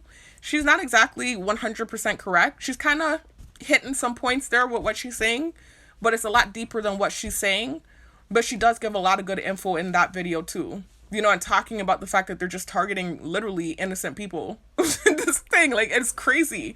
And mainly, though, why I brought her up, because I went off on a tangent as usual, was she was talking about what I was just talking about when I was talking about going to the bakery, because I went off on a major tangent. She was talking about the fact that the main people they hire to do the gang stalking are people that are struggling, so like homeless people, which I have noticed, and I've seen other targets talk about it too. I thought that was something specific to me because of the reaction I had that you're going to hear me talk about in Tennessee when I got on the bus after that encounter with the Rasta guy that walked by and looked at me in a predatory way. I had this reaction on the Greyhound bus with this homeless man. Not just with him, but they ran with that and created this false narrative. I'm painting it like I abuse homeless people, or like I have a problem with homeless people and aversion to homeless people. But anyways, it's not just specific to my targeting. From the research I've done, I can see that they use homeless people to gang stalk typically, or people that are down and out that really need money, because they give them food cards, I heard, gift cards, sometimes cash. So they use homeless people, Dr. Horton talks about it, elderly people, and young people that are up and coming and struggling. And so that's why I notice a lot of the gang stalkers look like that, because I think these are people they're hiring. I'm not sure. Remember, my targeting is a unique one. I'm not sure. But typically with the targeting, that's what's going on. So like, she was talking about that, like maybe with some of the elderly people that they hire, maybe their pension wasn't enough, or whatever the case was. She was breaking it down in that video. She was giving good info. But anyways, the reason, that's why I brought Dr. Horton up, because I was trying to tell y'all about this reaction I had yesterday before I went to the bakery, before going to the gym. So anyways, I'm in, we pull up to the bakery, and I already had this thought that they must be bothered this morning, because why are they putting drift on the radio? They always hit low with those low, like I said, narratives when they're trying to really get under my skin, when they're bothered about something. And that's a low narrative. Like I said, that ties to one of the false narratives that they were pushing about the poetry and me doing heinous things when they put that drift song on. And so they know it really gets under my skin and it annoys me. So I said, why are they putting this on this morning? I said, they must be bothered. That's all I thought. I didn't think anything nasty. I didn't go any further with my thoughts. I'm sitting there finishing, getting ready while this person in my close circle went in the bakery. I noticed this young dude pulls up. He looked like he's like 18, 19, maybe 20, going into the bakery with the army pants on. And he's so desperate to see me see him. Like, he didn't even just walk in, because I'm parked at the front. I know you're all watching me. You know where I'm at. I'm at the front of the bakery. I'm going to see you go in. He goes into the bakery and he's looking back at me to make sure that I'm seeing him in the army pants. I'm like, nah, this had to be a gang stalker they're paying. It was the way he was desperately trying to see me see him. And then this old man comes and walks in front of my vehicle. He's wearing the army hat, an army bucket hat, and army cargo pants. I'm like, what the hell? They couldn't wait. There's no way you were prepared with the army gear ready, because so many times they know that we stop at this bakery, and oftentimes they don't come in with the army gear. They don't do all of that. They're just going in the bakery. They start using the stimuli and stuff to sensitize me when they're bothered about something. So I'm like, what is going on? I didn't make a video. I didn't say anything offensive. I literally just got dressed to work out. I sat in the car and they put the drifting on. So I said, they must be bothered this morning. That's all I thought. Then we pull up to the bakery and I'm seeing, all this gang stalking activity and all these people pulling up to the bakery packed too bad this morning. I'm like, what is going on? So I really started getting annoyed. And so I'm getting dressed and I'm fixing myself. And I said, wow, they are bothered. I said, ooh, you're bothered because I'm going to work out. Ooh, just thinking stupid, dumb, petty thoughts like that. They all start mobbing on me, getting pissed off. They're all revving by. They're just ready to pounce at anything. They're sitting there mad and staring at me and they're ready to pounce. And when I say they, I'm not talking about everyone, because so many people are involved in my targeting. But I've also encountered a lot of people that I could tell know about the targeting, but they're not getting involved at all. And then there are the people that are like actively gang stalking. So it's just like, when I say they, I'm talking about the gang stalkers. I'm being viewed like a freak show here on island. Everybody can see me, but not everyone is involved. Not everybody that's viewing is involved. But then you have a lot of people that are holding grudges and staring at me angrily all day long. I can't even get the camera off me. It's so weird and creepy, because you have all these different people that do have problems in different little corners of the island staring at me. You know how creepy that feels? And so I'm sitting here now in front of the bakery, and it's like they can't wait for these moments to pounce and hop on top of me and start mobbing me. And so this is why I started to really react. I'm just like, damn, they really wanted to just hop on me. There was no reason, rhyme, rhythm, reason for the shit. They just wanted to hop on me and they wanted an excuse to do it. So that's why I started thinking all these nasty thoughts. I'm like, damn, I said, you are bothered. I said, oh, I'm going to work out. You're so bothered. And I'm fixing my belt and stuff. And they're revving by more and getting real crazy with it. Real crazy shit. Y'all, look, they're starting to do noise campaign now. Listen, listen.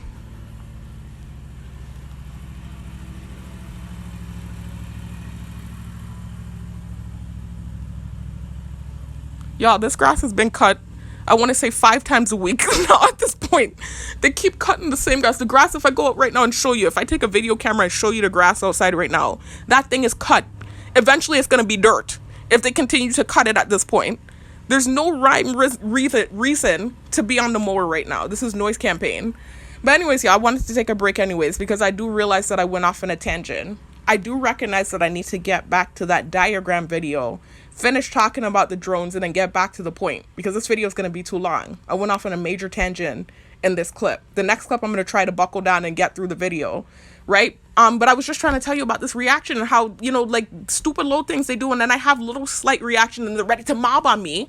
And then I start thinking real nasty thoughts and then they're all ready to jump on top of me. It's a nightmare I can't get away from. But anyways, I will get away from it, but it feels like I can't get away from it. And I'm gonna stop for now, y'all. I'm gonna finish in a little bit. I know I keep coming back, y'all, but I'm tired and I'm working a double shift today too. I have work in a couple hours and then straight from there I'm working the night shift. So I do need to rest and relax. I might even finish this when I go to work. I'll see. I try not to do these videos at work. I really do. But they're on one in the neighborhood today. So I'm not sure. We'll see what happens. But I'll be back. Alright, y'all. Gonna go ahead and finish my video now. This is actually the next day, y'all. I actually didn't get back to making that video yesterday. So let me just go check out my notes, y'all, so I can see, because I made several notes. There are a few other texts that you might see. Just ignore. I always text myself with reminders throughout the day. I'm going to hop over to my text to see where I left off. I think there were 2 corrections I needed to make. And then just try to finish the video, y'all, because I did end up talking a little bit longer than I wanted to in the last clip. And I didn't want this video to be a super long video. So I'm going to try to wrap it up real quick. Say everything I want to say, but try to wrap things up now.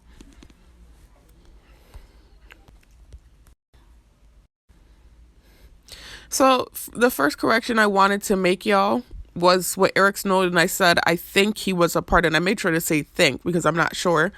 I said, I think he was a part of the CIA or one of those government agencies in the last clip. He was actually a part of the NSA. So that's the organization he was a part of, but everything else I said was correct. And also,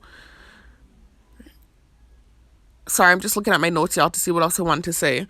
In the last clip, when I was talking about them putting the Drift song on the radio, because I went off on a tangent. Where I left off from was me going to the DARPA diagram that was released at a Freedom of Speech press conference, showing you the capabilities of the technology. And then I was going to talk a little bit about the microchipping and the drones that they use. And the reason I was talking about that was because I was explaining to you all what happened at the Tennessee Greyhound station when the creepy Rasta guy walked by and he looked over at me as soon as I had woke up from nodding off of my suitcase. Remember? He walked by and he gave me that creepy predatorial look, and I heard the bird chirping sound, and that's what led to me going off on the tangent about the drones. And so I was going to a diagram to show you the same diagram that I'm sure many of you have seen if you're not new to my channel from DARPA, with the captions that are going off from the drawing of the woman, showing you the capability of the technology and what it can do when it's in the human body. And similar to what it can do in the human body is similar to what it can do in an animal's body as well. And so that's why I was going to that diagram, and I went off on the tangent because I kept hearing the annoying, incessant hammering in the background. And so I started talking about reactive abuse and how sometimes these annoying little small things that they do create these reactions, these really horrendous reactions. It would seem like something simple, like, why is the hammering pissing you off so much? Why is the hammer, causing such a extreme reaction? But it's just one little thing, a little drop in the bucket to all the little wicked things that's done to annoy and irritate the target. They're staring at you all day long. That's already irritating and annoying enough. So that's already annoying. But then on top of things, they're reminding you that they're staring at you by doing these little petty noises. And that's really what the irritation and the explosion is about. And then it's just one of many, like I said, things that you deal with on a 24/7 day-to-day basis. So it can be like one of those little small things. It all adds up eventually, that eventually breaks the camel's back. You know, like the straw that broke the camel's back. If they keep dropping straw on the camel's back, eventually the pile is going to get big and big enough to break the camel's back. They'll never break me. This is all figurative language, but I'm just explaining to you why something so small and minuscule could cause such a huge reaction, because it's one of many things that adds on and piles on, and then they get the explosion that they're looking for. That's why I keep saying this, that it's a satanic program. Because anybody that reads the Bible knows that one of the most deadly sins is wrath. And what they're trying to get out of you is wrath when they're doing the little things they do. And they're staring at you sadistically. This is why I said it's so hypocritical. Because sometimes they'll throw, things at targets like monster, sadistic, this and that, psycho. But there's nothing more psychotic than sitting behind wherever you're at, staring at somebody and torturing them all day long and doing things to annoy them and getting a sick kick out of it. That is actually psychotic behavior if you look it up. Anyway, so that's how I went off on a tangent about the drones, though, because I was actually telling y'all the story about the Rasta guy. Not the drones, excuse me. That was how I went off on the tangent about the story that took place. Now it's day before yesterday, where I was getting ready to go to the gym. I sat in the car. They put on the song Drift, which is another psychological way to get a reaction out of me, because they're using the AI shadow networking software, as I said in the last clip, to hack all of my technological devices like they do to all targets, and send me things with stimuli in it to sensitize me, pushing false narratives. And a lot of the narratives are horrible, disgusting narratives. And so, like I said in the last clip, that Drift song has the word killer in it. And so that's what I wanted to clarify. There's actually a video I made. Let me go to the video because I didn't go to it in the last clip. I'll go to it now.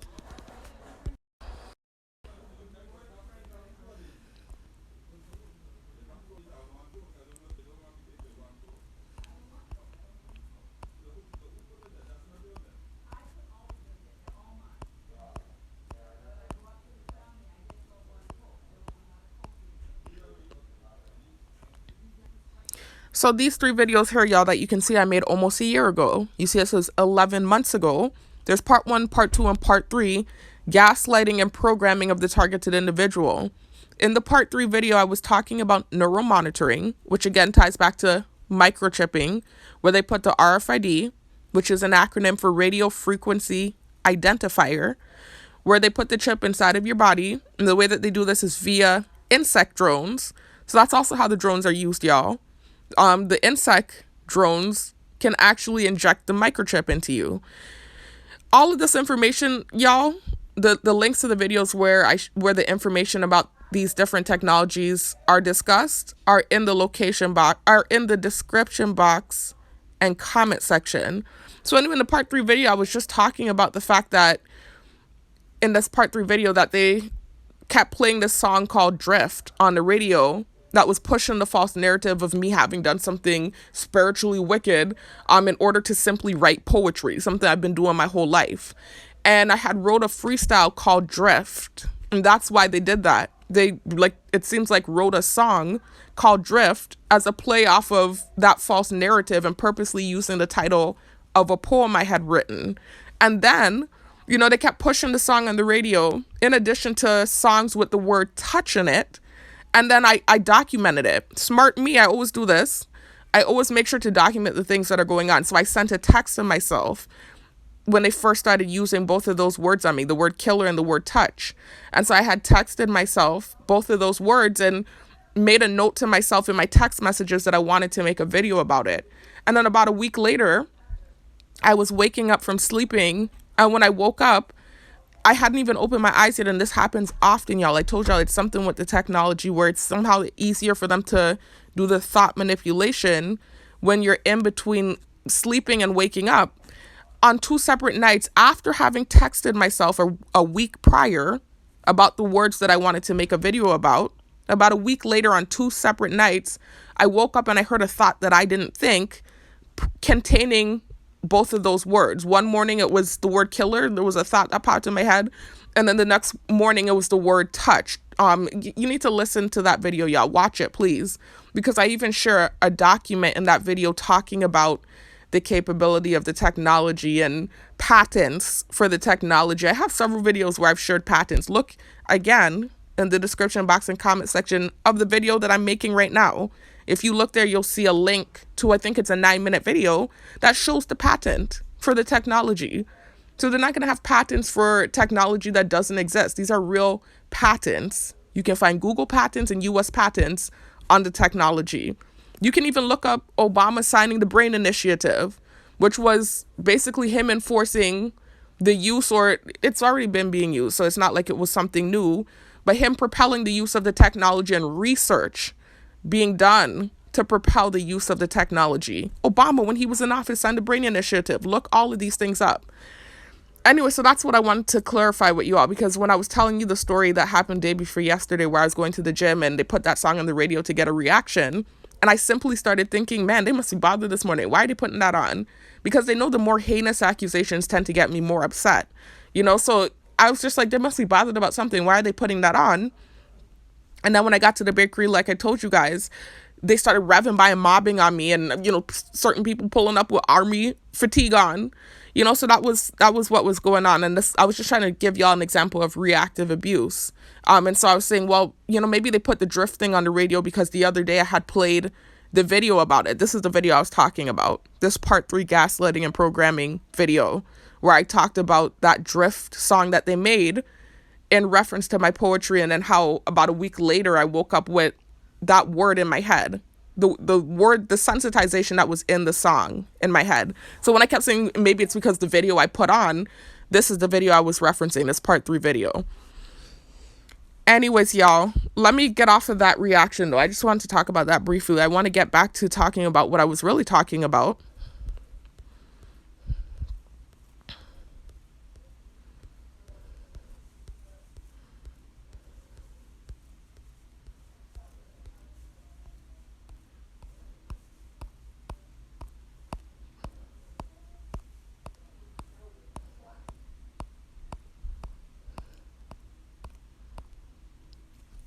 So I was initially showing y'all the diagram from DARPA, and then I heard the annoying hammer, and that's what led to the tangent about me talking about reactions and the reaction I had the day before, where whatever, with the gym, getting ready for the gym and whatever they were doing. So anyways, in this video diagram of neuromonitoring effects on targeted individuals that you can see I posted a year ago, that's 32 minutes long. This is an actual diagram from DARPA, who are the progenitors of the technology. And you can see captions coming from this drawing of a woman, and those captions describe what the technology is capable of, also symptoms and effects of the technology. And one of those things, let me click on it. Sorry, I have to say that again, because I noticed with this recording app, if I'm clicking on something or if I'm moving the screen, my words will freeze up. So I said, let me click on it to show you what I want to show you.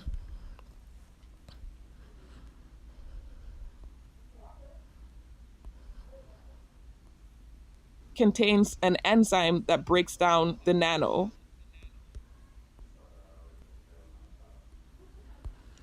So y'all, there are, as you can see, several different captions on this video. The main thing I want you to focus on is the second caption in the upper left-hand corner. So underneath the first caption in the upper left-hand corner, that second caption, you can see that says, oh, that's the wrong thing. Sorry, guys, not that, wrong thing.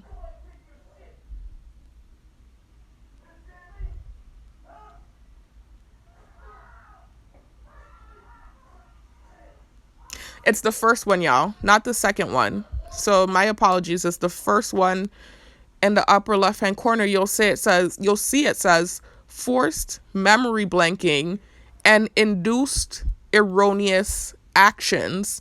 So they can blank out your memories, right? Or your thoughts. So you might be sitting there thinking about something and then your mind goes blank. That's happened to me many times.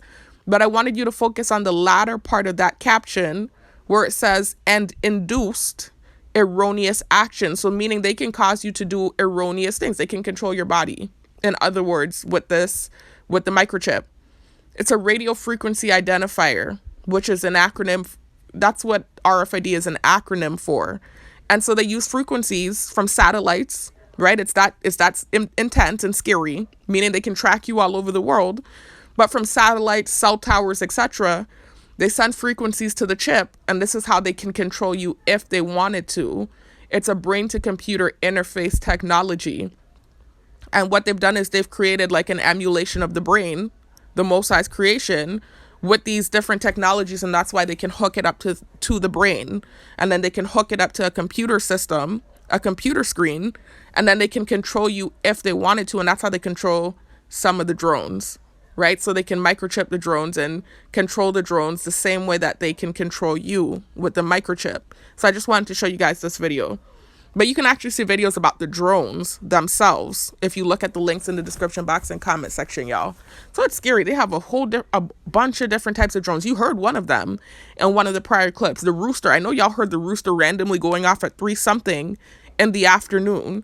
They have like a whole arsenal of technology, y'all. They waste so many resources on targets. Innocent civilians, like they could actually easily give you that money and let you start over elsewhere if you're that annoying to them. But instead, they'll torture you all day long and wait to get a horrible reaction and then gaslight you about the reaction that they created. Anyway, so let me get back to the story, y'all, though, about Tennessee. Let's just read that thumbnail, though, for that video I put up 2 weeks ago. You see, it says, you provoke her until she roars and then get upset at her for becoming the monster you created. That's one of, like, the best captions I've seen yet, because that's completely what they do with the targeting. They're purposely doing things to get a reaction out of you. It's called reactive abuse. And then when they get the reaction they're looking for, they'll gaslight you about the reaction and paint you as a monster for the reaction that they caused. Anyway, let me get back to the story, though. And again, y'all are going to hear all of this if you listen to my story. Actually, I realized in not the last clip, was it the last clip? Either the last clip or the one prior to that one, where I was telling you guys to check out the links in the description box and comment section if you want to find one of the videos to hear my story if you haven't heard it yet. And then I scrolled down to the thumbnail with me in the white t-shirt, that video that says restating how I became targeted. And I said, if y'all want to hear a watered down quick version of what started my targeting, you can listen to that video. I don't remember if in that video I talked about what happened when I tried to relocate off of island in 2022. So of course that was 2 years after my targeting had started. I don't remember if I got to that part of my story in that video. I think in the restating video, I think I just told y'all about what started my targeting and some of the events that preceded the targeting. So the things that happened in the Airbnb, you're going to know what I'm talking about when you listen to the story. Those things that happened in the Airbnb when I was still in college in Florida before I moved home and sent the text and then became targeted. But I don't remember if I actually talked about like the stuff that happened after the targeting in that restating video. I'm not sure. So I don't know if I would recommend that be the video that you watch. Anyway, it's okay, y'all. You know, do your thing. Watch whatever you feel comfortable with watching. Even if you don't hear that part of the story, you're about to hear it now. It's going to be a very watered down version because I don't want this video to be too long. And I'm really just trying to address the race thing because of something I saw yesterday on Saturday. I'm trying to talk about how that's not even why they're doing what they're doing to me. You know, it's like everything that they've accused me of, they've pushed at me as a validation or an excuse for why they're doing what they're doing. I'm seeing other people doing it comfortably and boldly, like full throttle, and nothing's happening to them. It's not really about that. Anyway, so, and you'll understand what I'm saying when I get to the reason of why I'm making the video, but just understand it has everything to do with the race part element to my targeting. So anyways, in Tennessee, after the Rasta guy walks by and I hear the bird chirping sound and he gave me that creepy look, I immediately sit up and my hecklers go off. And so I'm no longer in this like relaxed, days off, not off mode. I'm in full, paranoid mode now. And I'm looking around and, everybody looks like they could possibly be a gang stalker. I didn't know the term was called gang stalker back then. Remember I told y'all I tried to relocate in 2022, summer of 2022.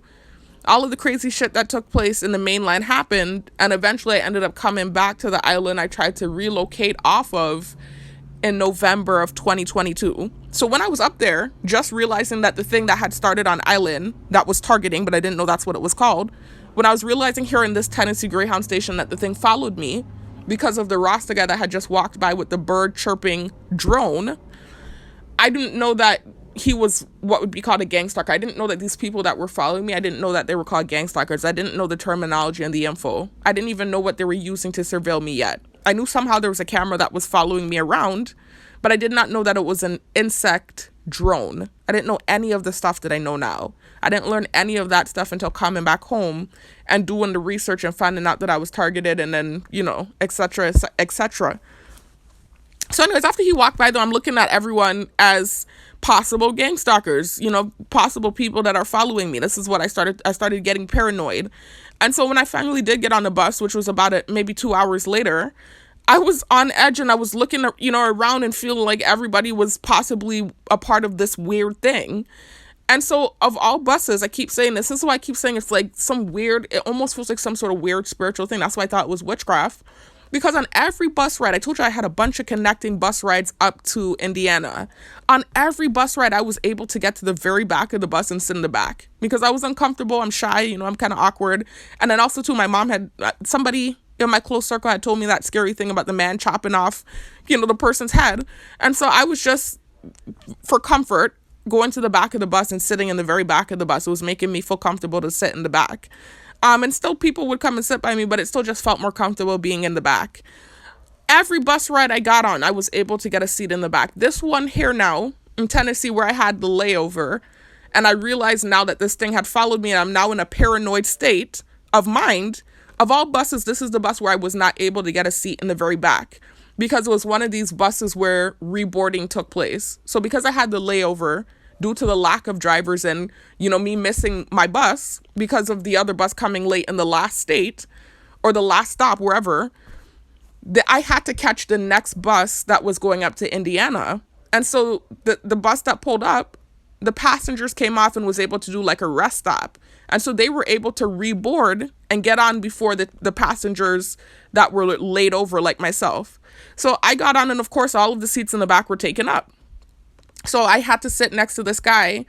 And when I went to sit next to him, he kind of had this look on his face, and then he did this kind of face, and then he moved over in his seat after he made the face he made. And for me, in my paranoid mind, I just felt like he knew about the situation, and he was probably one of the people that knew. So I sat next to him, and I purposely started acting scornful, and he wasn't homeless or anything. He was dressed in regular clothes. He looked like a regular, everyday person. Homeless people are regular, everyday people too. But I mean, he didn't look like somebody that was going through distress or that was homeless. And it's important and pertinent to mention that, because the way I acted was not just towards the homeless person. I acted like that towards the guy that was sitting directly to the left of me too. It had nothing to do with homelessness and everything to do with being targeted and reactive abuse. So anyways, I sat next to him, and I started to mush up into the corner of my seat and move away from him too and act like he was like grossing me out. I just started acting really nasty and gnarly towards, you could say, the people that were sitting to the left and the right of me. I wasn't acting disrespectful. I didn't say anything to them. I wasn't spraying Lysol on them. But because of me seeing that guy move over, and my head was already in a paranoid state because I realized the thing had followed me, I was in complete like bitch mode and also paranoid mode. So I moved over, I crunched over in my seat away from the dude that was sitting in the seat to the left of me, and then across from me in the seats to the right of me. You know how a bus has seats on the left side and on the right side? And then you have the middle part where you can walk up and down? On the right side, in the seats on the right side of me, was a homeless man. And he was laid out and his legs were coming out over the seat and kind of hanging into the middle part, the hallway where you walk. And he didn't have any shoes on. So I noticed he was coughing a lot, like everyone else on the bus. Not everyone, but like majority of the people were coughing. The whole journey, all of the Greyhound rides that I was on, a lot of coughing was taking place. In fact, the guy that I had made friends with in Georgia, that I told you I ended up leaving back in Georgia because that was his stop, he was actually freaking out about the coughing because he had some sort of, it seems like heart issue. And so he had like this big scar in the middle of his chest. And, so he was freaking out about COVID and he didn't have a mask. And so when the coughing was taking place on the prior rides, he was flipping out. Didn't even target him. He was going way more ham than I did. He was saying stuff, loud, rude stuff. Unlike me, who just sprayed my body off and was like doing scornful faces. And I only did that on this bus here in Tennessee because I started to feel like everybody was involved and I had realized the thing had followed me. But in those rides prior, like around Georgia area, that guy was flipping out and he was talking about how nasty it was that they weren't wearing masks and they were coughing. And you could tell these people that were coughing likely were, and this is how I ended up getting in more problems too, because I was saying something in defense of them in a way that kind of sounded, I guess, ignorant. And they were just annoyed with me anyways. Again, similar to how the targeting works. Once you're targeted, everything you say and do is villainized. But I remembered making an ignorant comment that I don't think that the coughing is COVID. I think it's from them smoking. Everyone up here smokes. And I didn't mean it in a disrespectful way. But a large majority, I don't want to say majority, but a large number of people in the mainland do smoke. They smoke tobacco, and it can cause coughing. Oftentimes, it can cause coughing. That's a known fact. As a matter of fact, there's something called COPD, which is a common ailment of people that smoke tobacco. It doesn't always happen, but that's a common fact. Even if they don't have any ailments, a dry cough often is associated with smoking tobacco. Not always. And so that's what I was saying. I kind of realized that a lot of the people on the bus that were hacking and coughing were likely just cigarette smokers. And then they're living a rough life too in the streets and not eating healthy and stuff. I think that's what the coughing was. I don't really even think, I'm sure maybe somebody on there had COVID. This was in the height of COVID. But most of the coughing I was hearing sounded like that cough that comes from somebody that's been smoking cigarettes for years, that unfortunately is one of those people that got a cough. So anyways, even with him, I just, I told him I just was kind of trying to comfort him, and I told him I would buy him a mask. And he had a very flamboyant personality. He was very outspoken and, over the top. And so he was really going off on these people that were coughing in the back of that bus by Atlanta. As I said, let's just go in the store. I'll get you a mask. And I bought him a mask. And then, things cooled down from there. But they weren't hopping on him.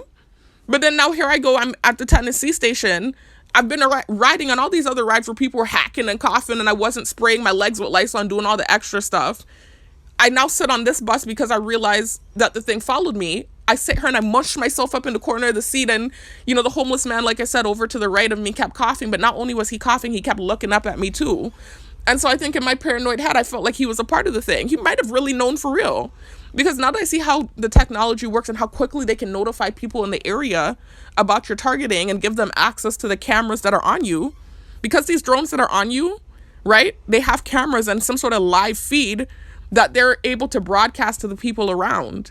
So I think in that moment, he probably had access to whatever camera was on me anyway, because he was sitting directly next to me.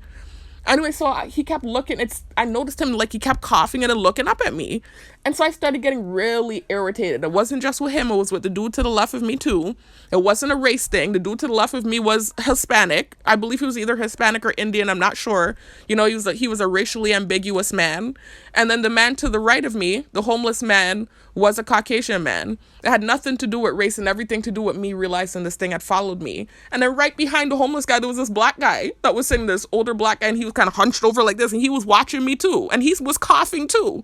So I started to get really gnarly. Not in this way where I'm, like I said, saying disrespectful stuff or spraying the Lysol at them or nothing like that. I just started to scrunch up in my seat like I didn't want them to make contact with me.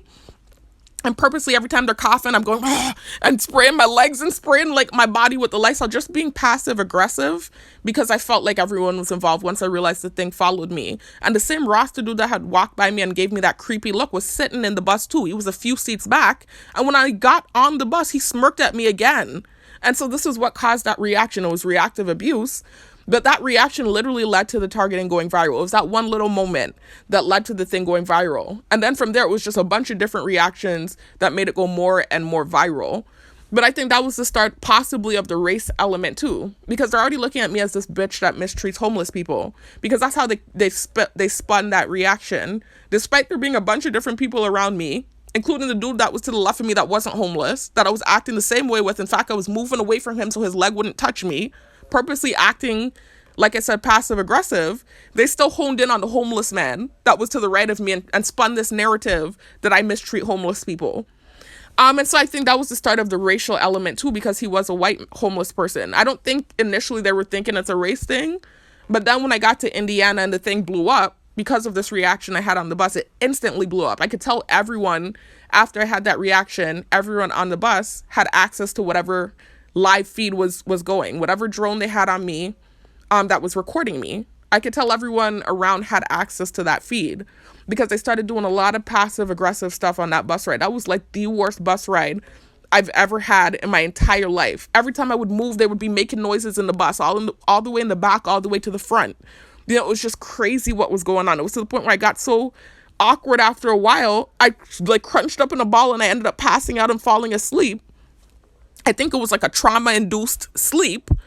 And then when I finally got to Indiana, I could tell the thing had blown up because I got off the bus and it was so different. It was a different energy to all of the other stops I had made.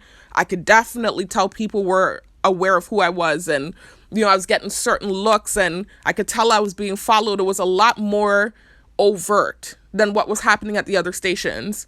I think at the other stations, they might have had 1 or 2 eyes on me, you know, like they had tagged me and they were following me with their crazy shit. But it didn't blow up the way it did until after I had that reaction on the Greyhound bus in the Tennessee station, where they started spitefully, I think they made whatever, my targeting level go to a higher level. They started purposely sending out whatever this live feed was that was on me, APB, whatever it was, to everyone in the surrounding area. So everywhere, when everyone was looking at me and doing strange things after that initial thing on the Greyhound bus. Excuse me. Sorry, y'all. Let me sit up. Sorry. Oh my God, my back. And I need to get going, actually. I'm sitting here doing this. Y'all, I'm supposed to get to the laundry. I actually need to wash my uniform and stuff. But it's just like, I was supposed to leave since this morning. But I worked a double shift and I ended up laying on the bed just saying I was going to listen to the last clip, finish my video, and then I was going to go do the things I had to do, then come home and sleep. And somehow while I was listening to the video, I blacked out because I worked a double shift. I was really tired. And so now I woke up, I said, let me finish this video before I go. But I do want to try to hurry up and finish it, y'all, because I do want to get out there and get my stuff done. I need to wash my clothes. I need to do some grocery shopping. I wanted to shoot some hoops on the basketball court for like 30 minutes, and I want to get home and rest because I work again tonight. That's a positive update, y'all. I have been given more hours at my job. Remember, I was telling y'all about a month ago in these recent reactive abuse videos, I was complaining about the fact that not only has it been difficult for me to get a job that I'm qualified for, but the job that I do have, which has always been supplemental income for me. I've always done not always, not my whole life, but for years now I have done security. Even while working other jobs, I've always had security as a second job.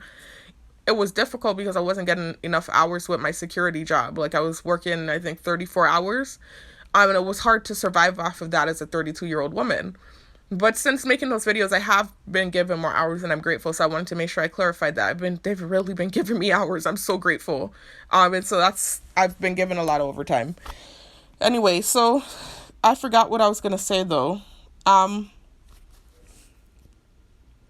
I'm trying to get to the racial element of my targeting, y'all, and tell y'all how that's not really why they're doing what they're doing to me, even though they keep trying to push that thing at me and pretend like that's one of the reasons why they're doing what they're doing. Anyway, so, oh God, tired, y'all, even though I slept. So after the thing went viral and I'm in not Tennessee, Indiana now, right? And I reached my destination, everything was, you could basically say, impeded because all of these people started getting involved in my targeting. And things started getting difficult. Not totally, though. They didn't really start completely shutting things down and making it so that I couldn't do things until Florida, where I started sharing some offensive Hebrew Israelite propaganda. In Indiana, it was more so like I was getting things done. It's not like they were blocking up everything just yet, but they were watching me with a scrutinous eye. Right. And there were a lot of gang stalkers that were harassing me and following me and making everything that I did difficult to do. I went to stay in the Red Roof Inn, I remember, and, they had so many people in the hallway making noise campaigns and doing strange things outside of my hotel room. I remembered even calling the person in my close circle and telling her, hey, even I knew she would obviously know about this because it started in the island after I sent the text. Still, I'm just like, I couldn't believe they actually let the thing follow me. I remember calling her and saying, hey, I think there are cameras in my hotel room. People are watching me. I can hear them in the hallways, the same thing that was happening in my apartment. And she's there telling me, oh, well, you can look for a camera finder. She's telling me different camera finder apps to use.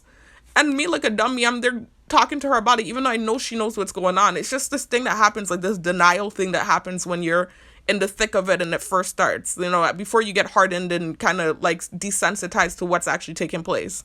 And so I'm just going back and forth with her about these camera finder apps, even though I know that it's all nonsense. And of course, I couldn't find the cameras. These insect drones are hard to find. The insect drones are hard. Sorry, I heard a bird drone outside. Anyway, the insect drones are hard to find, so I couldn't find them, and I didn't know at that point yet that they were using insect drones. So anyways, things just blew up, man. I was being stalked by so many people on the roads. People were being nasty and rude to me. As I was talking to the people in my close circle, because this is also why I felt anger towards them. I'm talking to them about what's going on and how all these people are following me, and I think I pissed people off on the Greyhound bus is what I kept telling them. They're telling me, it was basically gaslighting, like not really acknowledging the fact that I was being stalked, telling me that it's probably in my head and I'm sure people aren't following you, but then also too warning me about Indiana and telling me that it's a sundown state. And if you're not familiar with what that is, you can look it up, but it simply means one of those states that has like old time values, kind of like before, when segregation was still taking place, before things started to get more integrated. Those areas that were the last, I guess, to get rid of segregation, some of those states, they're considered to be sundown states because they say racism is still prevalent in those states. And so what a sundown state means is if you're in that state and you're someone of color, it feels weird to talk about. I'm just telling y'all what led to the racial element of my targeting, right?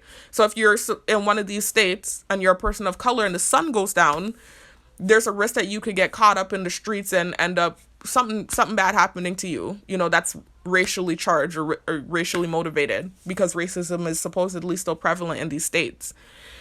So they were just constantly warning me about it being a sundown state and telling me it's a predominantly this and that state, and telling me those type of statistics. And these people are hearing the conversation. So they're already worked up about whatever they saw me do on the bus, where they saw me acting like a bitch with the Lysol. And then they're overhearing my conversations that's taking place in my car, where the people in my close circle are telling me about this being a sundown state and, it's a predominantly this and that state and this and that can happen and be careful. And, they even made a comment like, I don't want to be hanging from a tree. And they're revving by in the meantime. While all these conversations are taking place on the phone between the people in my close circle and myself, they're revving by in the background because they're hearing everything. And similar to what happens here on Island, where I'm already targeted now and they already have a problem with me, those people already had a problem with me because they saw the footage of what took place on the Greyhound bus. So now they're hearing this racial rhetoric going on between the people in my close circle and myself. They're not seeing the people in my close circle. They're just seeing me. They're just seeing the bitch, quote unquote. I'm not really calling myself a bitch. I'm just telling you what their perception is. That was mistreating the Caucasian homeless man. Right, and it wasn't just him. Again, I reiterate, it was also the guy sitting to the left of me and the guy sitting in the back of the homeless man. But they're just honing in on the homeless man. He was Caucasian, and then I'm having these conversations in my car with the people in my close circle. They're hearing I'm not even from the mainland. They're hearing I'm coming from the islands. And they're hearing this conversation with racial rhetoric about sundown state and this and that. So they started revving by, and then it started turning racially charged. My targeting. This is why I get so angry when the people in my close circle throw the racial thing at me, when I'm like, are you serious? Like, there's so much to this thing that gets me upset, and why I realize that that's not even why they're doing what they're doing to me. They keep trying to make it like it's about the race thing. They keep trying to make it like it's about the text message thing. It's not about any of those things, because all of those narratives people have really actually done, and full throttle too. Like, let's talk about, again, the false narrative with the text thing. I'm not trying to throw people under the bus, but you know what I said in the first clip. They've had actual pedophiles targeting me, gang stalking me, like they hired them on or whatever was going on. And they're in collusion with everyone else, gang stalking me. So that's not what it's about. And they know full well I didn't do that either. They know my full story. They know that I was having the same incident or issue with hearing noises outside in the Airbnbs before I even came home. They know I didn't do anything. It's some spiteful thing they're doing where they're purposely pushing all of these false narratives. It's not about any of that, right? So then anyways, so now here with the race thing, I'm just trying to show you it's not about that either, because they know the people in my close circle were saying some stuff like that, that they don't care about that. And also too, they know about I'm gonna get there in a minute, right? I'm trying to be careful with the things I say, because remember, I can get myself in problems with the things I'm saying. I have to be careful. So anyways, that was when the racial element to my targeting really started. It was when these conversations were happening in the car with the people in my close circle, and they're telling me about Indiana being a sundown state and whatever the conversation was in my car. That's when I started noticing the gang stalking. What is it called? Theater, street theater. They were doing street theater like crazy in Indiana, where they would have like a homeless, they like to switch it up. They were switching it up. Sometimes it would be like a homeless black guy in a wheelchair, and a white person would be pushing them across the street. Or sometimes it'll be vice versa. It'll be a homeless white guy and they'd be holding hands with a black person walking in front of my vehicle. Like, that was when that sort of street theater started. That was the start of things turning racially charged, I guess you could say. But it just started to get more and more gnarly, especially after I had the incident with the police officer. Because eventually law enforcement got involved in my targeting in Indiana. They were always involved. This is a government program, like I told you guys. Excuse me. So I know they were watching. I know they were always watching, but they weren't getting involved, like showing face. They weren't making themselves visible. I wasn't seeing cop cars. I wasn't seeing helicopters. I wasn't seeing ambulances. I wasn't seeing fire trucks. They were watching, but they were quietly watching. I hadn't done anything yet to make them start showing themselves. Really, law enforcement doesn't start showing themselves and really getting involved until your targeting gets to a higher level. So they're always involved, right? They're the ones who run the program, but they don't really start making themselves visible until the targeting goes to a higher level. And so my first encounter with law enforcement was when I went into one of these small little towns. And I think they were just irritated. I think they all were hearing the conversation going on in my vehicle. And I think that's why this happened. I did actually break a traffic law too. But I know that this officer, this sheriff, was watching me anyways. They were all watching me. I'm sure he was privy to what had taken place in Tennessee on the Greyhound bus. And then also these conversations that for the last month had been taking place in my vehicle. And all these people stalking me and all the craziness that was going on. I know he was familiar with what was happening. So I told y'all this in my full story. I stopped in this little small town. What was happening was I had a rental. I wasn't supposed to have the rental long term. I told y'all I only had $4,000 in my name. I was supposed to get the rental, drive around, take care of business, get to the trucking company, fill out the application, get that process going. I was looking at an apartment that cost $700, excuse me. And the only reason I wasn't going to stay with the trucking company was because they were located in Gary, Indiana, and I was in Indianapolis. And so it was quite a drive. And I didn't really like how Gary looked. No disrespect. I'm not saying that in a disrespectful way because, they take everything I say and they run with it. But I was literally reading up on Gary. I was doing my research and I was seeing some scary things. Like, out of all of the places in Indiana, the crime rate in Gary was like the highest, and it was really, what's the word I'm looking for? It looked kind of desolate, Gary. It looked desolate. And from what I understand, look, somebody's rubbing by now. You're not going to shut me up. I'm telling you what happened, and you're not going to stop me from speaking. I'm speaking the facts about what happened. If you'd like, you can look it up yourself. Obviously, I didn't have an issue with Indiana, or else I wouldn't have went out there. I purposely looked for, like I said, an affordable state. But as a young woman, by myself, also targeted, I was also taking into account my safety. And so I was looking at the different areas, and obviously I would look into Gary because that's where the trucking company was. And that's where I started seeing all these scary things about Gary and how it was like a very dangerous place and high crime rate and, all of those things. And so I was kind of nervous about that. And so I didn't want to stay necessarily in Gary. I wasn't sure if I wanted to stay there because of the things I was reading. I was scared. And so I decided that I would try to get a cheap apartment because it was so cheap to live in Indiana, and they have nice places in Indiana too. Like, they have Carmel and they have a town called Fishers. And when I drove through those towns, oh my God, one of the most beautiful places I have ever driven through. Both of those places, really nice places. Two places where I would have actually liked to settle down. But of course I couldn't. With the racial elements in my targeting, hell no, I couldn't settle down in Gary in Carmel or Fishers. There's no way I could have ever settled down there. What was taking place with my targeting. But anyway, they had all of these different towns, and most of the places were affordable, whether it was nice or not. So anyways, I found this affordable apartment in Indianapolis. It was in a decent area, and that was where I was trying to put down a down payment and stuff.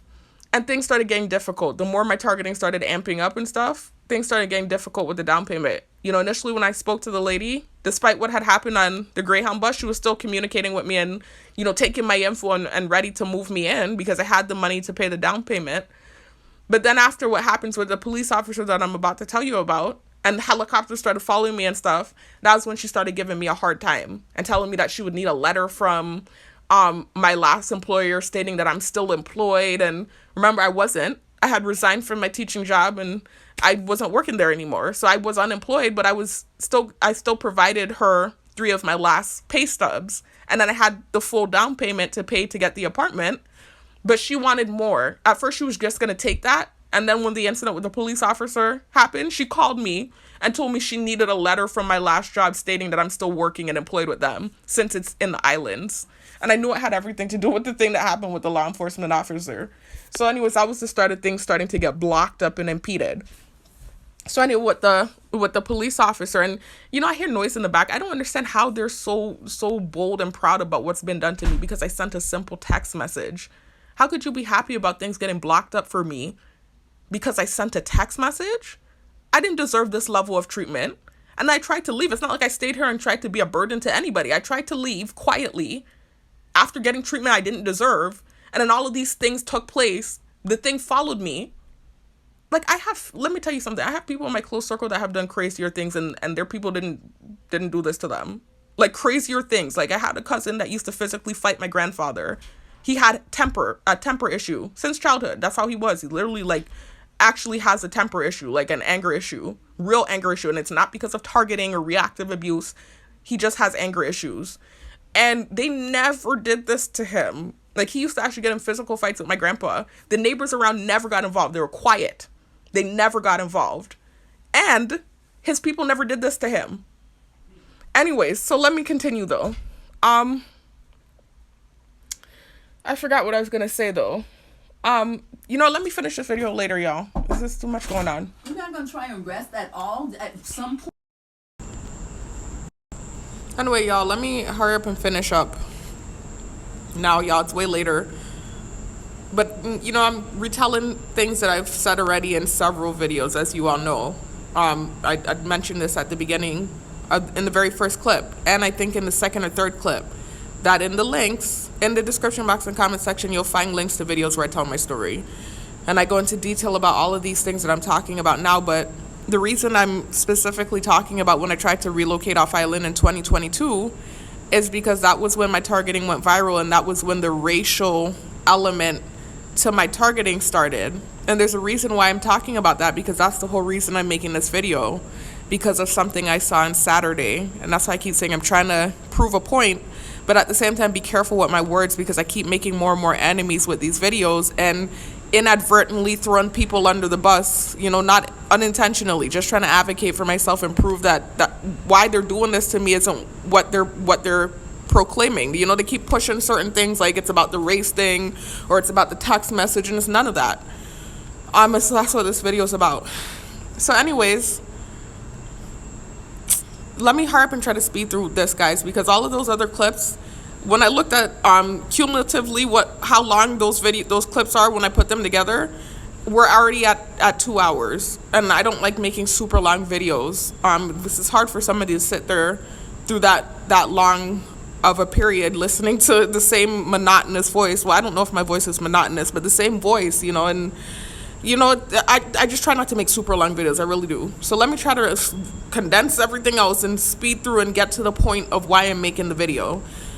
So anyway, the police officer. So that was the start of things getting blocked up, you know, and that was because of this incident I'm about to talk about now with the police officer. So as I was saying in the last clip, I was driving around, you know, like I wasn't really staying put in any one place, and I had the rental longer than I intended to. The rental was expensive. I had $4,000 in my name. I had a good credit score. Before I left Island, I had a 700 and something credit score, in the high 700s. And I had, you know, like a good resume, a good payment history with prior payments that I had been in. And so I was able to get a car note easily. I was able to get into a car loan with Carvana, a really cheap one. But the sabotage started, right? Hear them revving by. This is why I said they have a problem. Whenever I start talking about the positive things about myself that they want me to forget, they start to get angry and rev by, but then they would hypocritically throw hater at me. You know, it's like everything that they project on me is the things that they are doing. Me shooting hoops is pissing them off. Me smiling is pissing them off. Me writing a poem is pissing them off. Everything has been impeded. And if I even find any little good thing in my day, it's pissing them off. I'm simply mentioning that I had a good credit score because I'm trying to explain the fact that I didn't intend to keep the rental super long. I was trying to get into a car note and I was trying to get into an apartment. I'm telling my story. You don't have to listen. Why are you even listening if you're having a problem? Go park yourself in your house, say your prayers, and go to bed. Why do they get mad? Like every time I mention my resume, every time I mention my degree, every time I mention the things prior to my targeting, when things were good for me, it pisses them off. They start revving up. Why is that making you angry? But then you're going to throw hater at me. The hypocrisy, it curls my blood. Anyways, so like I was saying, I had a 700 and change credit score. And so I knew that I could get into a car note easily. And I was looking at different cars and I was looking at the company Carvana. And that was my plan. I wasn't planning to keep the rental for an extended period of time because I didn't want to waste off the little $4,000 I had saved up to relocate. But because of... Sorry, y'all, I don't see a car. I thought the supervisor is pulling up because I heard a car. There's a lot of activity on the road outside, y'all. Y'all know how it is when I make these videos. It's just ridiculous. But it's not the supervisor. Anyways, so...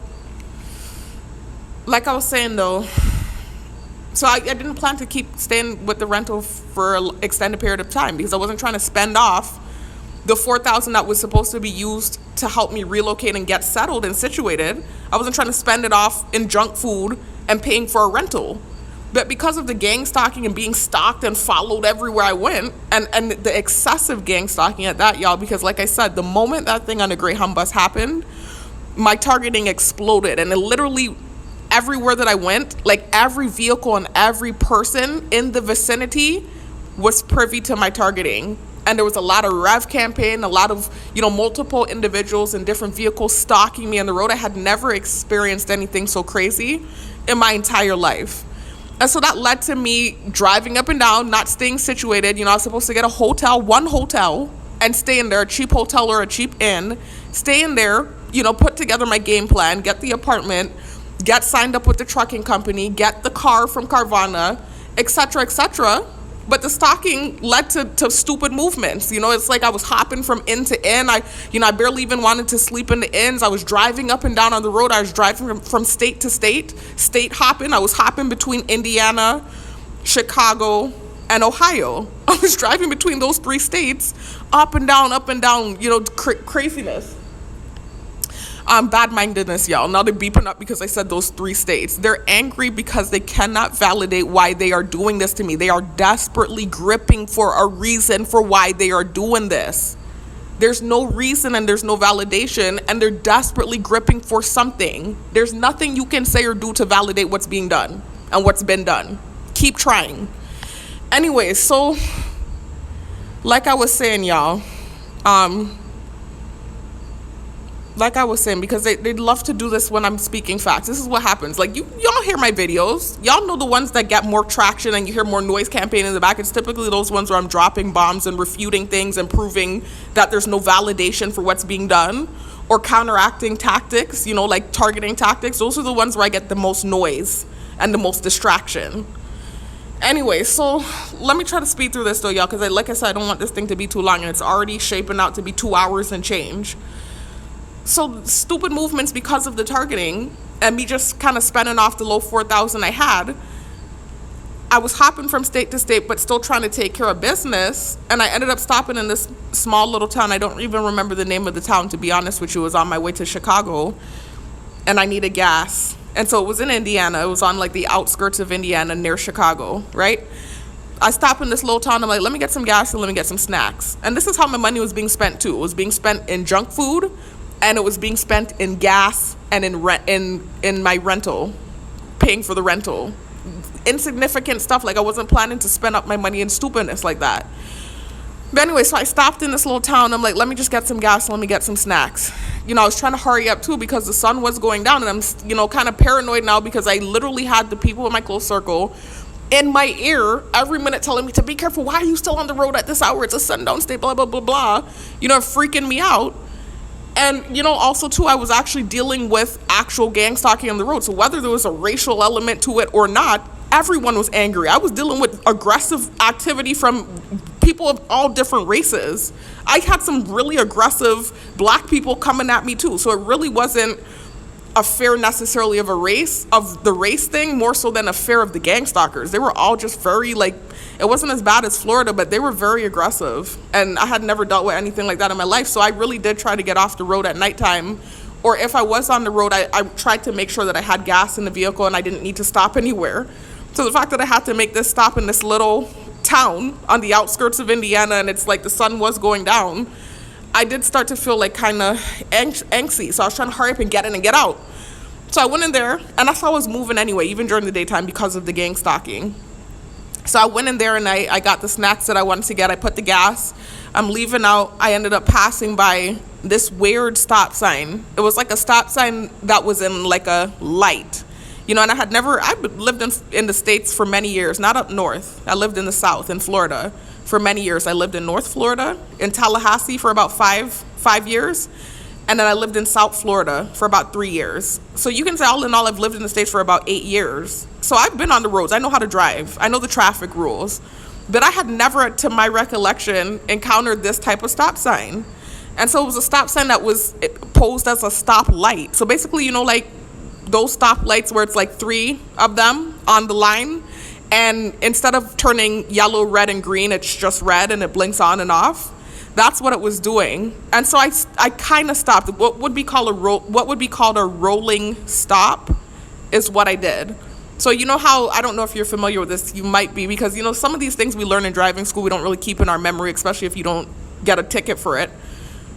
But there's such a thing called a rolling stop. So where you go to a stop sign and you're driving and you come, you slowly, you don't stop all the way. You start pressing the brakes. And so you kind of roll through the stop sign slowly. You don't come to a complete stop. You can get a ticket for that. It's called a rolling stop. And that was what I did at this weird light thing. But it was because I didn't know it was a stop sign. I had never encountered, I had come through lights like that before, but I did not know that those were stop signs. I didn't know. I thought you just had to look and make sure the road was clear and then you could go. And I was already in rush mode too. I was trying to get out of this town and get on the road because I was getting stalked by all these different people, and then all these offensive things were being said in my car, and then they had already seen what happened on the Greyhound bus. I was just like, let me stay in this damn vehicle and make sure that I'm on the road in a reasonable time. So I was just trying to get out of the town. I was trying to rush and speed up out of that town. So when I saw this light thing and I didn't know that it was actually serving as a stop sign, I looked and made sure the road was clear and I rolled through it very slowly. I did not come to a complete stop. So I did break a traffic law. I did do a traffic violation, which I've never had an issue with admitting. I've said that in all of my videos. Even if you listen to my initial story, I have been very open about the fact that I did break a law. That's not what the argument is. I did break a law. That's not the argument. So my argument is that this officer knew who I was ahead of time, and off rip, he was at a high intensity with me because of whatever his preconceived notion of who I was. He was at a high intensity level with me off rip. And so that was where the fear came in. And that was why when he went to his vehicle, I purposefully said for the cameras or the drones, whatever, to hear me. I purposely said I'm going to record him because I knew he would hear me and likely stop whatever it was he was doing. It wasn't a BLM moment. It wasn't a Black Lives Matter moment. I've never had any issues like that prior to my targeting. In fact, I've never even gotten pulled over prior to that incident. I had never even gotten a traffic ticket prior to that incident. So I don't have issues with law enforcement or recording law officers or anything, any of the lies and the garbage they tried to perpetuate because of their grudge and their hate for me. It's never been anything like that. But in this moment, I was terrified because I had been being gang stalked at this point for about a month. They were having whatever preconceived notion they had about me, and I knew that they were starting to push this racial element into the targeting because of the conversations that were taking place in my car. And then this officer pulls me over and he's screaming at the top of his lungs. They're so irritating. It's the bias for me. I keep telling y'all, it's Mariah Huck syndrome to the highest degree. No matter what I say, I could be making as much sense as I could fucking want. They're just biased and full of grudge. And when I say they, it is not everyone. I keep being very clear about the fact it's not everyone. I've already realized it's a lot of people. A lot of people are involved. But it's not everyone. I've encountered different people on this island. It's not everyone. It's the people holding the grudges, that don't know forgiveness and also have subjectivity and bias invested. Whatever it was that I said that offended them, and they can see truth in what I'm saying, and they still just want to hold the grudge. So this is what it just irritates me. I just be ready to just throw the whole thing away and leave, but it's like I can't. I'm stuck in the shit, and this is where it's so irritating. You know, usually when shit like this happens, you know, and you're in an area and it doesn't work out or whatever the case is, or some unfair shit happens, you can just bust up, pack your shit, and leave. But it's like this thing attaches itself to you and it debilitates you, and then you end up stuck in the negative environment, and that's where you get pissed and angry and start having these nasty ass reactions, because you're stuck in the subjectivity, you're stuck in the biased, nasty ass like mess. Like, it's just so irritating. Anyway, so I want to finish, y'all. They're purposely doing it too. They're purposely doing noise campaign to distract me, and it's making the video longer than I want it to be. Again, because I'm speaking truth. It's because of the content and the fact that I'm making sense. There's no validation for what's being done. Anyway, so he pulls me over, right? So I did break a traffic law, right? I came to a rolling stop through this stop sign that was posed as a light. So as I'm leaving the town now and I'm about to hit the highway, he pulls up on my bumper, and it's like at this high intensity. You know, like sometimes when a cop is initially pulling you over, they might go boop, boop. You know, like you hear that sound, and then they'll flash their lights, and then you pull over. And then if you ignore them, then they start to full throttle go, woo, woo, you know, and really get on your ass. Like, he was on my ass right away. Like, there was no warning or any like boop, boop, nothing. It was just like instantly the thing was going off, and the lights were going, and I got so scared.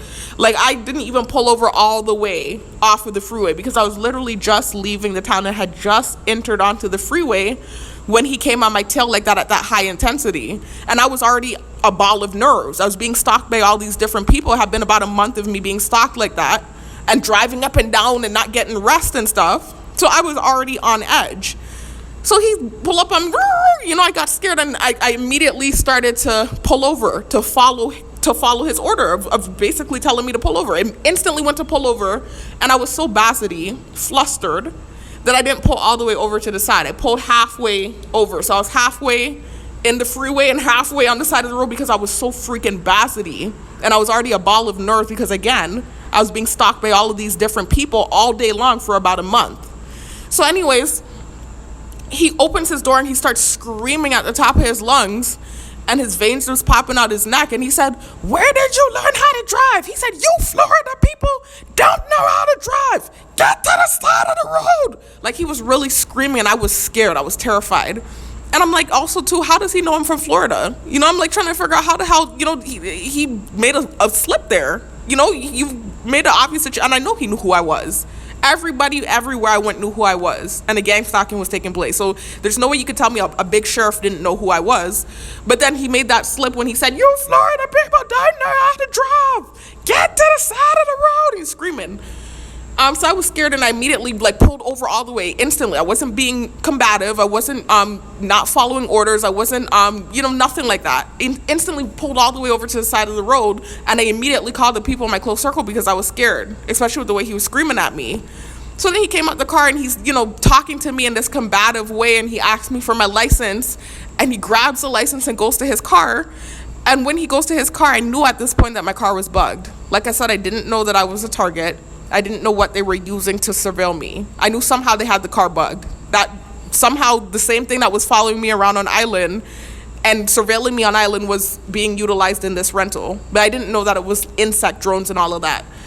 So I purposely said for him to hear me. I didn't say it to his face. It wasn't a BLM moment. I wasn't being difficult. I wasn't arguing with him or any of the stupid false narratives that they send me with the technology when they're sending me these false ass videos to try to perpetuate what took place. That wasn't what took place. I wasn't rude or disrespectful to him. I didn't pull the camera out and put it in his face and say, "I'm recording you." It was nothing like that. I followed orders to a T. But I knew he could hear what was going on in my car. And so I purposely told the people in my close circle, I said, "Look, he's screaming at me." I said, he started screaming at me right away. I said, "I'm scared. I'm going to put my cameras on and I'm going to record him." When I said that, he came back and his whole demeanor had changed. He was like a whole different officer. He was being very nice. He handed me my license. He handed me the citation. From what he told me, it was because I didn't come to a complete stop at that light which served as a stop sign, and I was going back and forth with him, not in an argumentative way, but like getting information about the stop. And he was telling me that basically those lights serve as a stop sign. So I was like, oh, I'm so sorry. I was so apologetic. I said, I didn't know that. I said, I never knew that those lights served as a stop sign. So that was it. Right? After I left the encounter, at this point now I'm hyped up, and the people in my close circle are hyped up too because that incident occurred. And so we're just talking about the thing. I said, man, well, I was recording. He said, I wasn't playing that. That's all I said. And I was telling him I was recording. I wasn't playing that, blah, blah, blah. Then I get off the phone with them. All of a sudden, this is where I started noticing I'm seeing law enforcement now. I'm seeing police cars getting involved in my targeting. I'm seeing helicopters overhead. I'm seeing fire trucks. I'm seeing EMTs. This was when that started to become a part of my targeting. And of course, there was a racial element to it because that had already started anyway, because of the conversations that was taking place in my car about Indiana being a sundown state. And so now we have the element of the little interaction that happened with the police officer, and the narrative was spun, and it became this BLM type thing. And so then all of a sudden, they're doing street theater, and every street theater that they're setting up, it's this racial element to it, where it's like this white officer arresting this black person, and they're doing street theater, and they're looking at me for a reaction, obviously. They didn't even try to play it off. It was so obvious. I was insulted. But this is what started happening. And it was when that started happening that things took a turn for the worse with the targeting. And it just led to more reactions, and it was a trickle effect from there. Before I even left Indiana, I talked about this in one of my prior videos. I think it was the part 1, gaslighting and programming of the targeted individual video. That same part 1, part 2, part 3 saga that I went to a little while ago to show y'all the part 3 video, where I talked about the drift song, the part 1 video to that part 3 video. In that video, I talked about what happened when I tried to relocate. Similar to what I'm telling you now, I went into more detail in that part 1 video, and I talked about the incident I'm about to talk about right now. So at this point now, my thing was racially charged, my targeting. It had turned racially charged, and it was because of all of those things that I just discussed with you all in the prior clips and in this clip. So now I'm driving at night, right? Because eventually the targeting was so damn bad, I didn't even feel comfortable sleeping in the inns. I'm driving at night, and somehow I ended up I was in Indiana at this time. This was on one of those nights when I was in Indiana.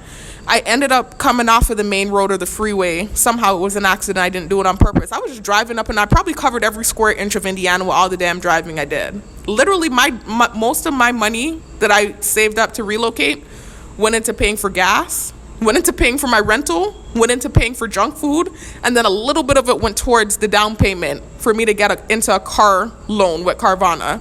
But my credit was so good, I was able to get a very cheap car payment, and that was the only reason I was able to afford it.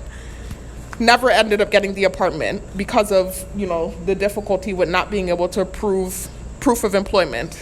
Anyway, so, sorry on my leg. So anyway, one night, I remember I was on the road, because this is what I had started doing. I started driving at night and then finding the best option with all the targeting. There wasn't really good options, but the best option I could find during the daytime to stay at, like the best inn or hotel I could stay at during the daytime to sleep. I started sleeping during the daytime because I felt so uncomfortable to be in the inns at night. I didn't feel safe. I'd rather just be on the road and bear it out and stay up and drive up and down. So this one night I was in Indiana, and I was driving on the road, and somehow I ended up accidentally coming off of the road, and I ended up on this back road. It was like this back highway. It was weird. I don't even really know how to describe it. It was like a back road that had a highway, and there was a cornfield on the left side, and then on the right side there wasn't any type of cornfield. It was just like random stuff. Like it was like a hill. It was really scary. It was like a desolate highway that was like a back highway, and the left side had a cornfield, and then the right side had like this steep hill that went down, and then you had some houses like scattered about, but they were like far apart. They weren't like close together houses. So I kind of felt trapped on this road once I turned on it, because it was a road that had two sides. There was a bypass in the middle, like that thing that sticks up, but it wasn't too high. Think the most high. It wasn't a very high thing, cement thing. That cement wall that goes in between highways sometimes, or roads. And this was a back road, but it was kind of like a highway. So it had like this median. That's what I meant to say, not a bypass. It had like this median in the middle, but it wasn't super high. It was kind of low, a cement median, and it was such a blessing that it wasn't a high median. because there was no way for me to turn around once I went on this road. There was the median, and then you had the left side of the road where the cornfield was, and then the right side of the road, directly to the right of the right side of the road was this steep hill. So there was no place for me to turn around once I went on this road unless I drove over the median, the cement median, which could have fucked up the bottom of the vehicle. But you're going to hear that I did that anyways, right? I went over it, and thank the Most High the vehicle didn't get mashed up and I didn't get stuck up out there. So anyways, I'm driving back there, and I noticed this big, huge black truck starts trailing me, and they were high beaming. They were brighting me. They're brighting me. Y'all know what that is in this community, brighting. When somebody puts their high beams on and they drive up right behind you, that's a technique, a tactic they use on targets. I haven't had it done to me in a long time. It kind of happened to me last year when I got back home, but it was really mainly happening to me in the mainland. So anyways, this big, huge black truck pulls up behind me, starts driving up on my bumper and brighting me. And so I start to try to lose them. I'm so used to the gang stalkers at this point. Like I told you, it had been about a month and change that I had been in Indiana at this point. I just started trying to speed up and evade them. I had gotten so accustomed to evading gang stalkers. It's a miracle I didn't get in an accident up there because I was driving way faster than I was here on island, just trying to evade the gang stalkers because there was so many of them on my tail.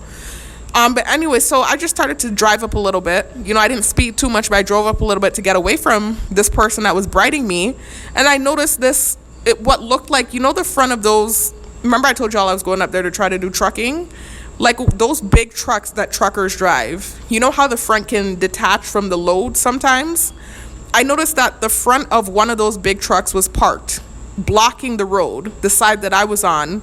And then attached to the front part was another front part to another big truck, but they were somehow attached to each other, and it seemed like the front part was going to tow the first front part that was facing forward was going to tow the second front part that was facing in my direction. It was this weird thing. I don't know if y'all have ever seen that before, where two front parts to those big huge trucks are connected and one is towing the other. That's what it looked like was about to take place, but the vehicles were stopped and blocking the road.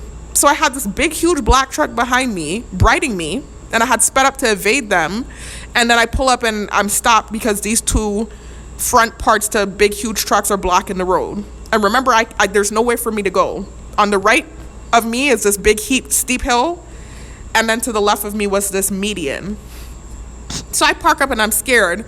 And I have my foot on the gas and I'm ready to do whatever it is I have to do to survive. Because I've been in weird situations before, life and death. Not that type of life and death. But like I told y'all before when I was in Tallahassee, not to go off on a tangent, I have a bad habit of doing that. It's the ADD.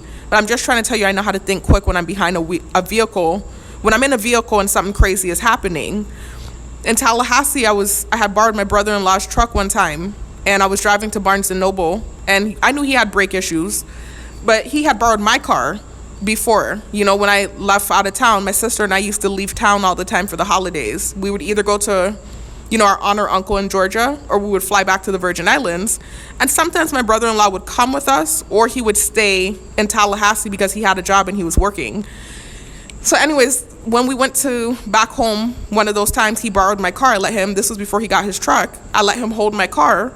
And something ended up happening where I don't know if it was the water pump, the transmission. I can't remember. This was years ago, y'all. This happened in my early 20s. I'm 32 now. Something got messed up and my car got messed up, and he did pay to get it fixed, but the car was never the same after that, and eventually the car ended up just going kaput. It was an old car anyway. So I ended up having to buy a new car. Him and I both got into this shady car dealership deal that my parents warned us about. I talked about this in prior videos. I'm not trying to go off on a tangent.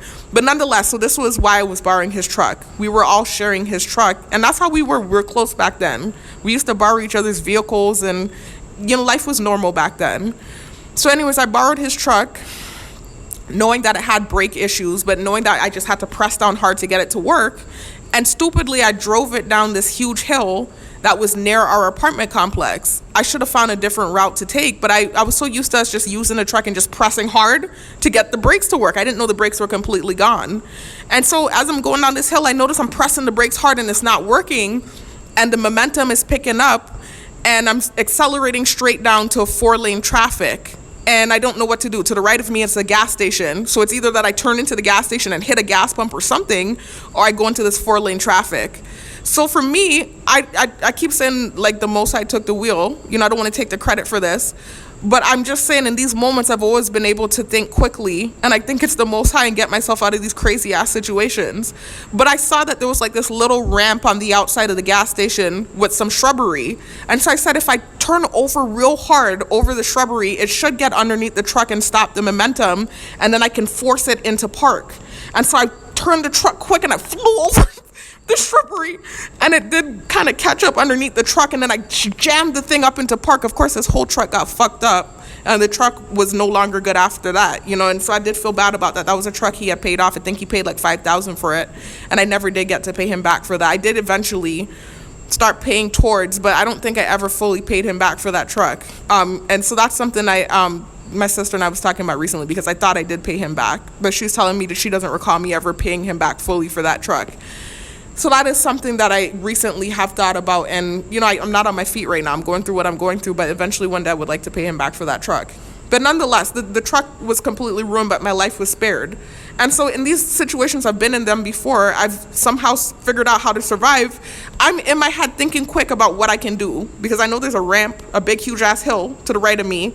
There's a median in the middle that could fuck up the bottom of this van.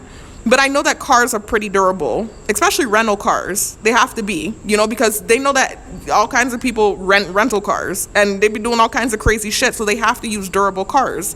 And I had a van, you know, it's so weird. I'm a single female, and I had a minivan, but that was because that's how things worked out. That was the cheapest deal I could get, and it worked out to be a blessing for me, because I think had it been a smaller car, I might have been screwed. So anyways, I'm thinking, okay, if push comes to shove and somebody comes out of that damn thing that's blocking up the road, I'm going to drive over this median. So I was preparing myself to either run somebody over if I had to survive, or drive over the median. But in my head, I was more so thinking the latter. I want to drive over the median. If I need to defend myself, I will push someone out the way, but I'd rather drive over the median and do it that way. And so I was just thinking about how that would look and how that would feel and if that would work. So while I'm thinking in my head about this and trying to survive this thing that's happening here, this guy comes out with his shirt off, and he's a Caucasian guy, you know, and at this point, my targeting was racially charged. So there was a racial element to my targeting. They were doing a bunch of street theater with police officers, and it was racially charged. They were using white officers to arrest black people and setting up street theater in that way. And then they were also using homeless people and sometimes just everyday regular people, and just showing like white people interacting with black people, and they're walking across the road and holding hands. At this point, I hadn't even shared any Hebrew Israelite propaganda. The only thing that had happened was they heard the people in my close circle in the vehicle warning me that Indiana was a sundown state. So I'm sure that's offensive, especially if you're one of those people that aren't racist or prejudiced. But they're hearing that conversation taking place in the vehicle, and then they already had a preconceived notion of who they thought I was because of the reaction that I had on the Greyhound bus. So it wasn't looking good for me. So you had a lot of people similar to what's happening on this island that were staring at me with evil eye on these cameras. And so it's just like, it was scary for me. It was terrifying. And then this is a foreign country too. Not to say foreign, but this wasn't my home. You know, this is like the mainland. It's a bigger environment, more people, you know, different mentality. It was just scary, man. I didn't really understand, you know, fast-paced type of mentality. It's a city life. It was just different. It was just something different. I don't know what they're revving for. You could rev all you want. This is what happened. Fuck off. It gets me so sick. I don't give a fuck if you rev. This is what happened. I don't give a fuck. You're not going to stop me from talking. Anyways, they keep doing that, man. Trying to rev and control what I say. You're not going to control me. You cannot control me. I'm going to say what the fuck I want. Just like you do. Fuck off. Anyway, so like I was saying, it was a different mentality. It was, y'all getting a lot of reactions in this video, boy. Y'all got that reaction with the hammer thing, and now you're getting this one because I'm so frustrated, y'all. I'm going into 5 years of this fucking shit because I sent a text. I haven't broken a lie, I didn't do anything to deserve what I'm dealing with, and I'm stuck in the fucking shit. It's fucking annoying.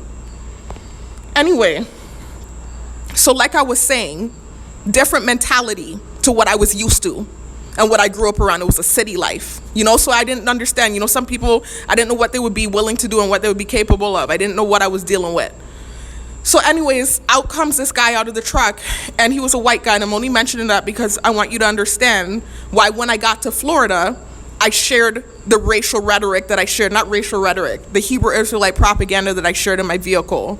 It was a reaction to everything that had happened to me in Indiana for the whole month that I was up there. And it wasn't just white people that were doing stuff to me. It was black people too. It was people of all different races. But it was just accumulation of harassment, and a lot of it was racially charged. So anyways, he comes out as this white guy with his shirt off. And I'm just like, nervous because at this point I had been dealing with gang stalking for, like I said, about a month, and I didn't know what was about to take place. I didn't know why his shirt was off, and I didn't know if maybe he was just going to fix the truck and then they were going to drive, or if he was going to come and do something. I didn't know.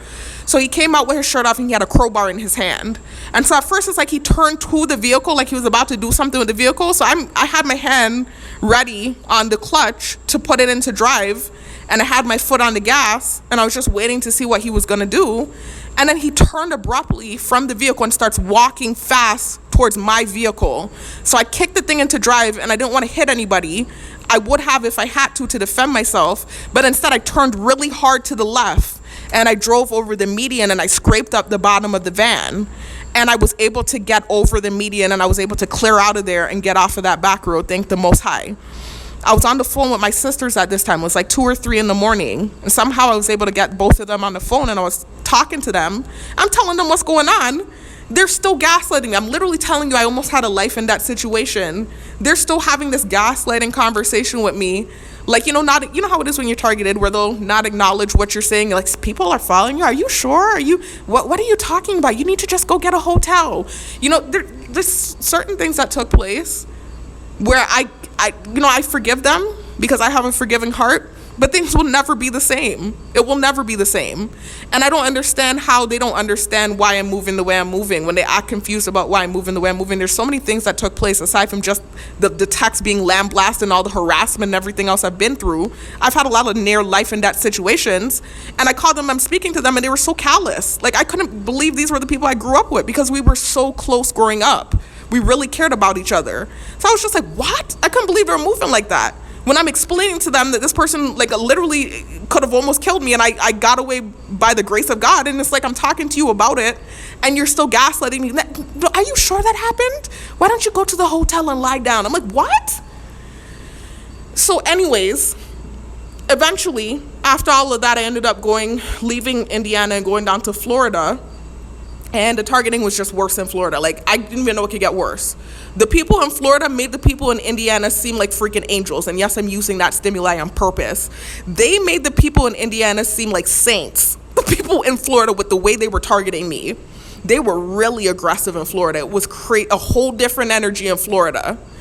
So anyways, I ended up sitting in my car eventually and starting to read the Bible. I was like, something weird is going on. I thought it was witchcraft. I genuinely thought so. I didn't say that with malicious intent to throw anyone under the bus.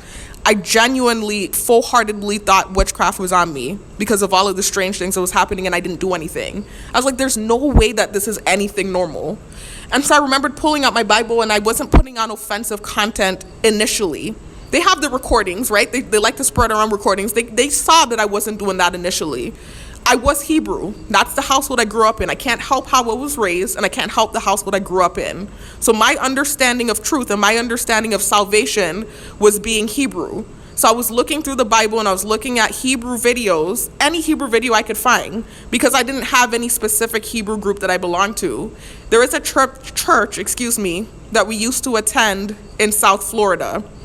I wasn't really affiliated with them anymore, but that was really who we belonged to, that church. And they don't share the offensive content. No disrespect, like I said, to the people in purple. I'm not trying to make more enemies. There are different denominations of Hebrew, just like there are different denominations of Christian. So I'm not trying to come for them and their belief system. Everybody has a right to believe what they want to believe. We were not affiliated with those guys in purple, and we were never showing the offensive content.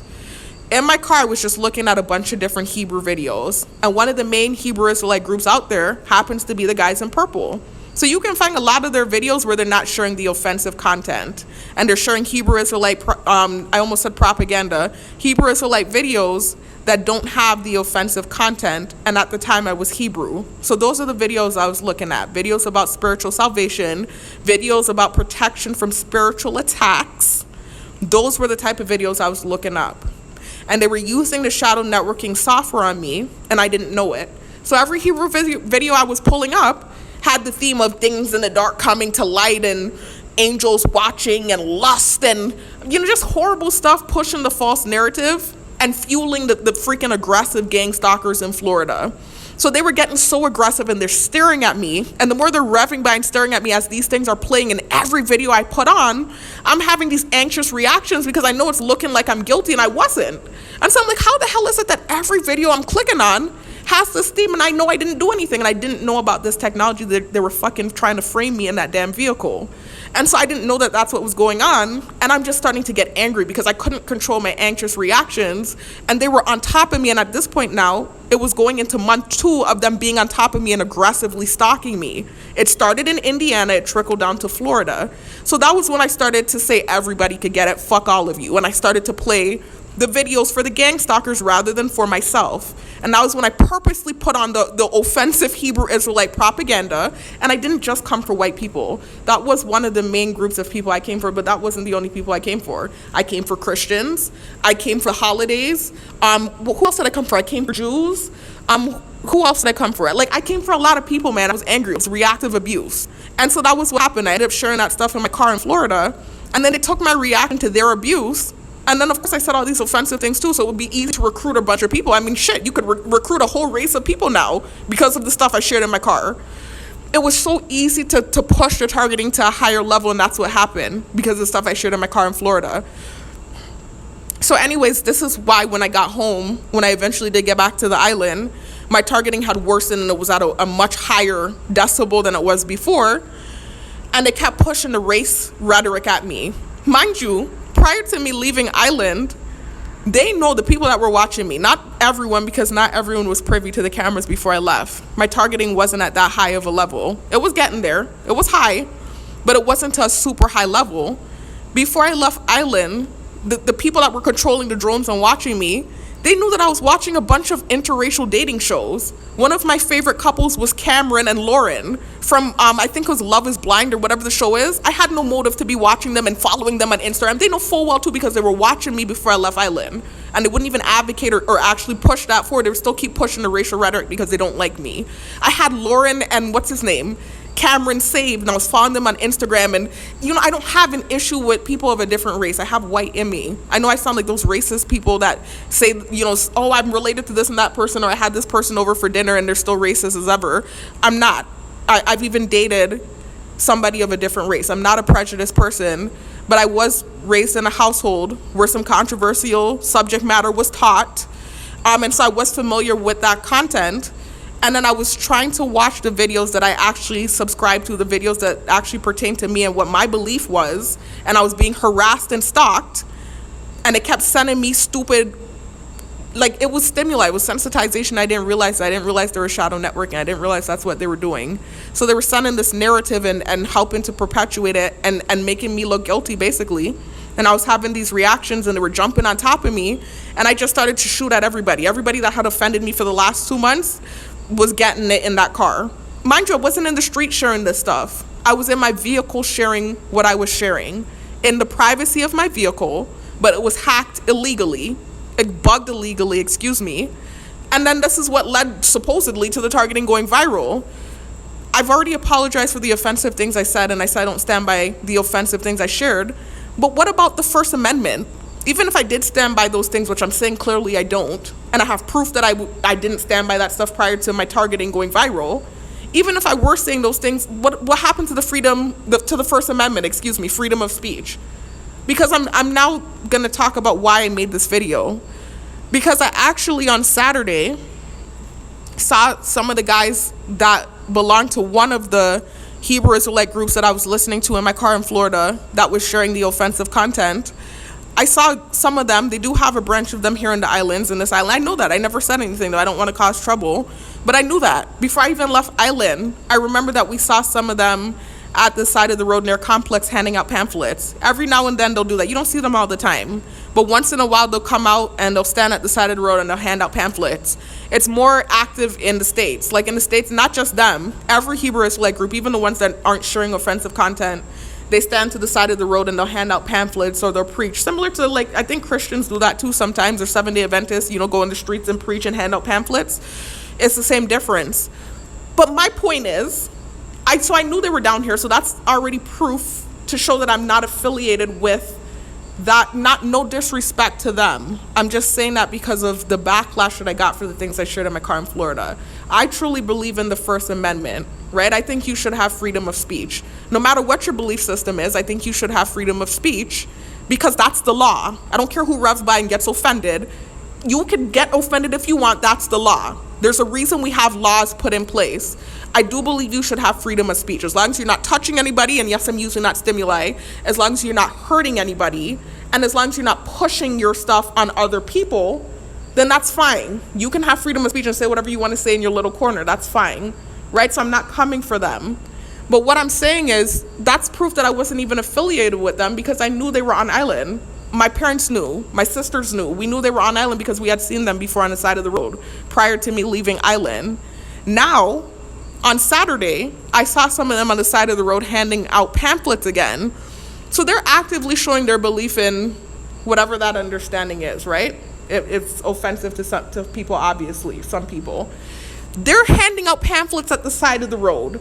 Nobody's revving by, and I'm not saying that for people to start mobbing on them. That's not what I'm saying, but I'm, again, just trying to show you that this is not what they're not doing this to me because of that. They're trying to paint it like it's the race thing. Then they're trying to paint it like it's the text message thing, and then when I knock that down, they're painting it like it's something else. No, you just don't like me and you want to do this to me. You want to do the illegal activity and torture to me. It's not about any of the stuff you're trying to paint it as to be.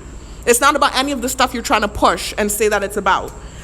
So anyways, they're boldly, comfortably in the purple outfit on the side of the road. I kept my head straight because I'm just like so traumatized about everything that took place. But also too, in all honesty, I wasn't affiliated with them prior to my targeting. So I had no right to push myself up in their camp anyway. That's where I got judgment too. I should have never pushed myself up in their camp when I knew I was not affiliated with that camp. That was not my affiliation prior to my targeting.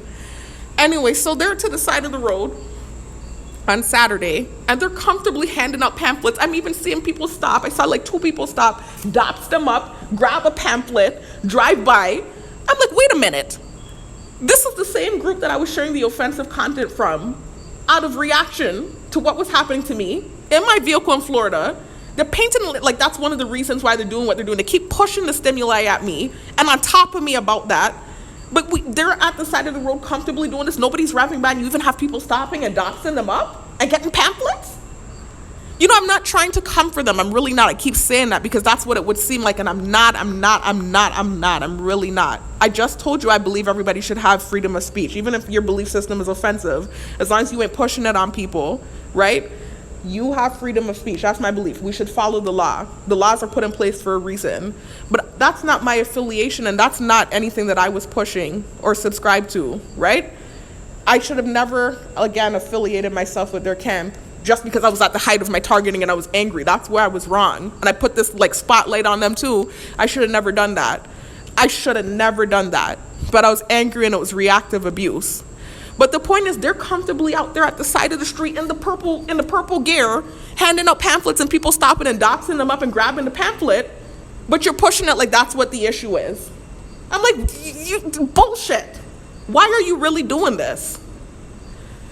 So anyways, so then after that happened, though, I went to the store and immediately I'm thinking in my head, you see the bullshit? Not about them, but about the gang stalking and the bullshit of it. The fact that they're not really doing it for what they're saying. It's not about the race thing. It's not about the text message. What is it really about? So anyways, as I'm driving, I'm thinking that in my head, those type of thoughts. And then I go to the store and I push up to get milk. I pushed up to like the glass to get milk. And then this white couple walked up, and this could have just been a coincidence. I'm so used to gang stalking and sensitization. And I had just been sitting there thinking about the fact that these guys were at the side of the road comfortably in the purple, handing out pamphlets and getting doxed up. I'm just trying to show you that it's not about what they're trying to lie and say it's about. But anyway, so I'm already expecting some sort of racial sensitization because of my thoughts. I knew it. So as they walked up, I kind of felt like that might have been what was about to take place, but I'm not sure. Because at the same time, you do have people that are genuinely living their life on this island and shopping and doing regular things. And I already said, I realized that not everybody's involved in my targeting. But it was the conversation that happened. I already recently made a video. This was about 2-3 weeks ago, where I was talking about this guy in the gym. I'm not trying to talk about it right now because I don't want to bring that up too now and then get sensitization in the gym or piss more people off. But I have to talk about these things that are taking place. It's advocation of me. But I had recently made this video about this guy in the gym, and you know how my brain ticks when I see him and the name Garrett pops in my head, because the first encounter I had with him when I first started working out at the gym at the beginning of the year, he was sitting there having what seemed like directed convo with this girl that he was training, this Hispanic girl. And she started talking about this guy that was taking her out on the boat. And when she said boat, she looked at me in this kind of way and she was saying Garrett. Garrett was taking her on the boat. And then she looked at me like for a long time.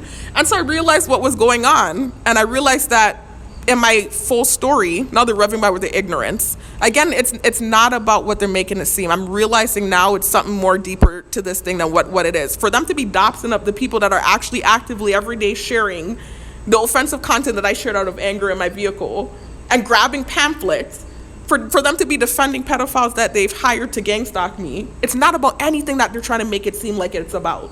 It's something about me, is what I'm realizing.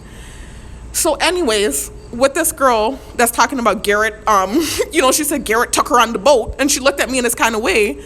I knew why she said that. I realized it was because of this thing I said in my full story that I didn't clarify, where I was given the rundown about basically the same stuff I was just talking about, where I was showing the offensive content in my car in Florida. I was talking about there was a Hebrew Israelite group, and actually not the guys that wear purple, a different Hebrew Israelite group. This guy actually now has white people in his church, in his congregation. I forgot the name of his group, Geo something. He now has white people in his congregation. He believes everybody can be saved. But back then, the videos I was sharing for him were his older videos from back in the day, before he changed up. So from like almost a decade ago, I was purposely sharing offensive stuff. So I was sharing his offensive content, and what he was sharing was basically after a while he started to say that he didn't feel like I don't want to even say the term. I'm not trying to dig up stuff. There are with the Hebrew belief system or understanding, they take the Bible literally. So they feel like everybody here on earth right now, every race comes from a lineage from the Bible. For example, I'm not going to say they're offensive, because at this point now it's offensive due to the stuff I shared in my car in Florida.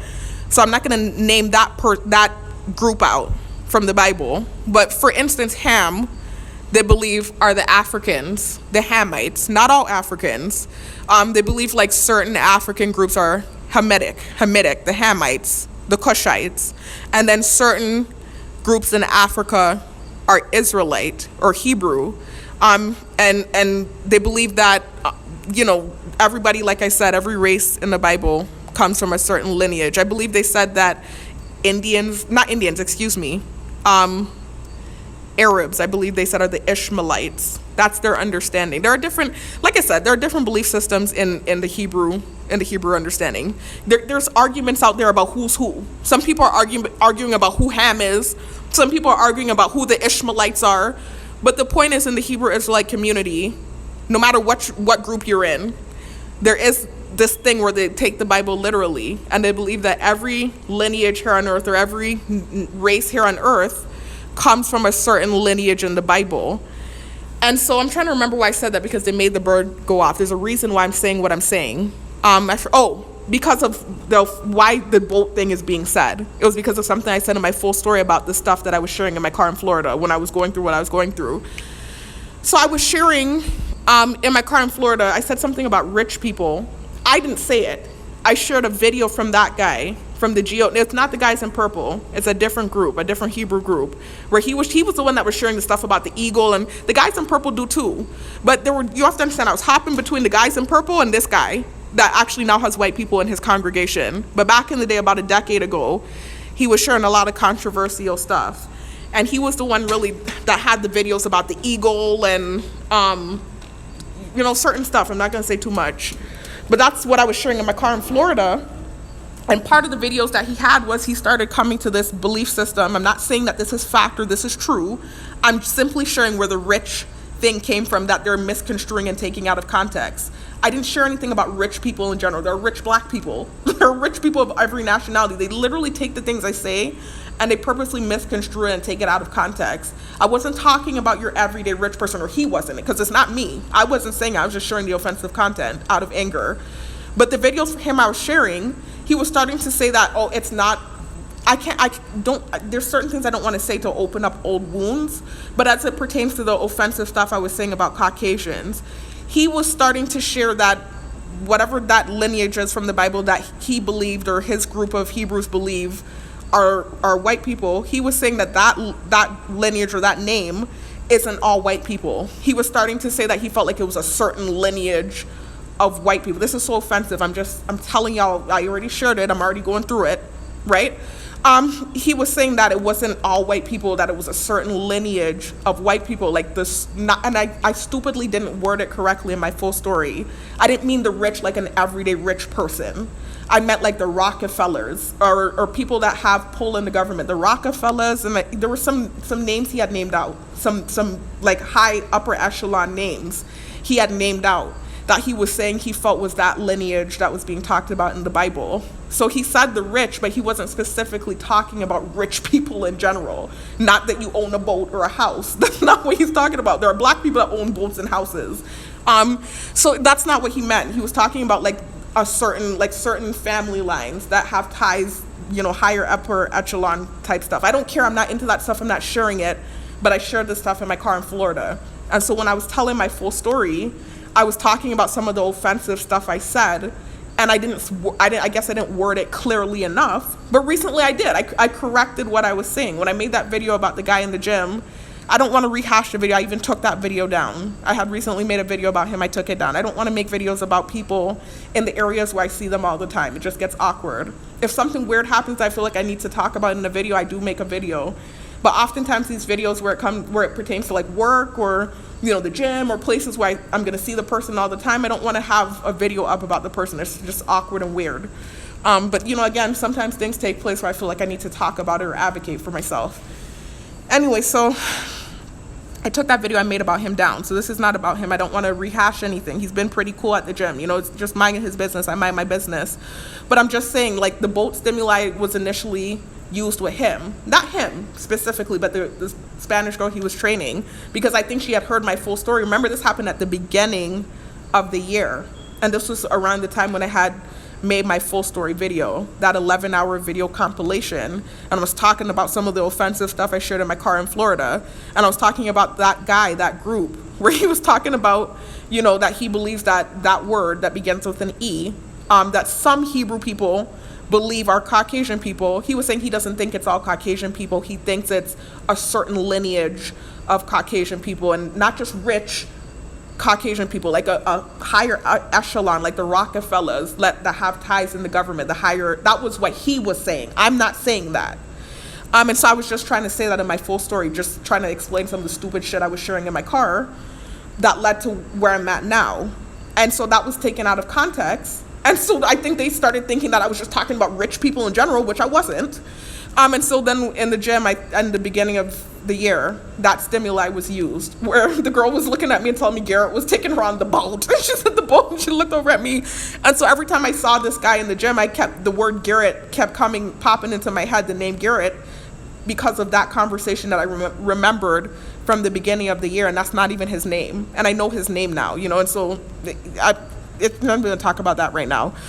It's so difficult. I know a lot of people's name in the gym now. And so it's created this difficult thing for me. My brain already ticks when I don't want to go off on a tangent, y'all, but it's starting to happen. I'm not going to talk about people in the gym because, like I just said, I have to go and work out there. I don't have to, but I almost feel like I have to because it's keeping me sane and it's keeping me healthy.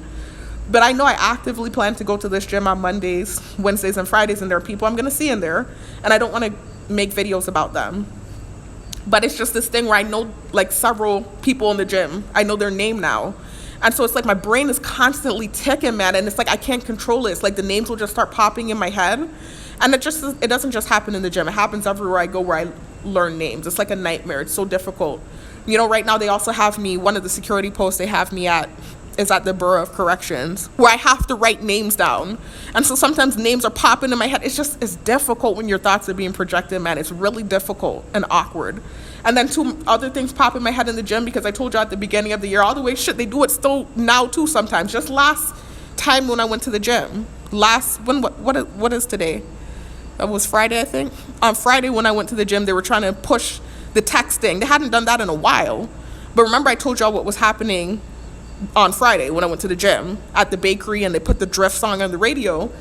Then I get to the gym and towards the end of my workout, this girl with this little short pants comes walking. She was even uncomfortable. She's walking weird and pulling her pants down. You could tell they probably sent her in there because she walked by, I wasn't even paying attention to her. And then they flew the fly in my face. So I said, why are they flying the fly in my face? And this was towards the end of my workout. And then she comes out the bathroom and she's walking fast and looking uncomfortable and trying to pull the little short pants down. I said, oh, that's why y'all flew by. So it seems like they sent her in there, I guess, because they were worked up about whatever was going on with the thoughts in my head, because they started poking at me first with the Drift song, whatever. So even now they still do sometimes send that stimuli in there to push that false narrative for the text message, but they don't do it as often. They're doing it more towards the beginning of the year, and then every now and then when they get pissed off, they do it. So even that pops in my head sometimes. Sometimes my niece's name will randomly be popping in my head. I don't even see stimuli or sensitization, but because they were doing it so often, doing certain things with the mosquitoes. I've made videos, I documented it. Sometimes that's popping in my head randomly too, but that doesn't happen often. But it does happen sometimes. But mainly what the tick has been recently are the names that I learned of the people that I work out with. Like, I can't help it. It's like, I'm like, damn, why did I have to learn names? I couldn't tell them, no, don't tell me your name, please. So now I know names, and it's just like, it's a nightmare. My brain is ticking all throughout the damn workout. Anyway, I'm going off on a tangent, y'all. Let me get back on track, back to the point. So anyways, that's what I was saying with the rich thing, though. I was just trying to talk about some of the offensive stuff I shared in my car and why I shared it in my full story. And I guess I needed to specify more about the rich thing. Even though I think I said what I said pretty clearly, they still ran with it and took it like I was saying all rich people, and specifically, I guess, all rich white people, which is not what I said at all. But anyways, so now after seeing those guys in purple at the side of the road and then going to the store to get a few groceries, I went to get the milk and this white couple walks up. And I was like, I might hear some direct to convert. And I already was prepared for it because I know the thoughts I was having in my head. And I know I had just drove by the guys that were wearing the purple. So he got quiet. They were talking. They were having some sort of conversation. I couldn't really hear what they were saying before they got close to me. I heard talking. That's all I heard. But then when they got next to me, he got quiet. But she said, we should go on the boat. That's what she said to him. We should go on the boat. It's the way she said it. It could have been a coincidence. And maybe I'm just sensitized. That's what happens when you're targeted. But it's the way she said it, and I had just recently, about 2 to 3 weeks ago, talked about that guy in the gym and why the name Garrett pops in my head when I see him. And I was talking about that conversation he was having with that girl at the beginning of the year that had the word boat in it, where she used the word boat, and I think it was pertaining to that rich whatever thing that they created that wasn't actually what I even said. But that's what happened. That was the most that happened with that. They didn't say too much. Her husband or her boyfriend, whatever he was to her, I'm not trying to be disrespectful, he was quiet. He just was pulling something out of the fridge, and she said whatever she said and kind of just paused on the word boat, and I just backed away with the cart just went in the opposite direction because I'm not trying to I'm definitely not getting on anybody that's Caucasian that does gang stalking, because I already know I shared a lot of offensive stuff. There are certain people that could get it when they gang stalk me, and then some people, first of all, it just depends on what kind of mood I'm into, because I had a reaction today too. And then when I went to the second store, there was another man that did the same thing as the first man, and I didn't go as ham on him as I did on the first guy. It really just depends.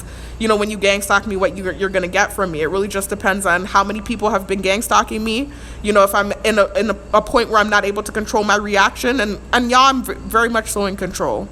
I'm never going to put my hands on anybody. But when I say can't control, I'm talking about my mind, because sometimes I get so angry that I start thinking nasty things and I just don't care.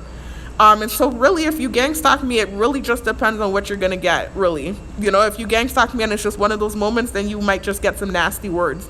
That's what happens when you bully and you antagonize and you harass, and it's a bunch of people harassing the same person sadistically. You get what you get. So with them, though, when it comes to the Caucasian people, I tend to just turn the other cheek, because I know I shared some offensive stuff in my car in Florida. But with everyone else, it's kind of like you're going to get what you get. Whatever mood I'm in, it's what's going to happen, really.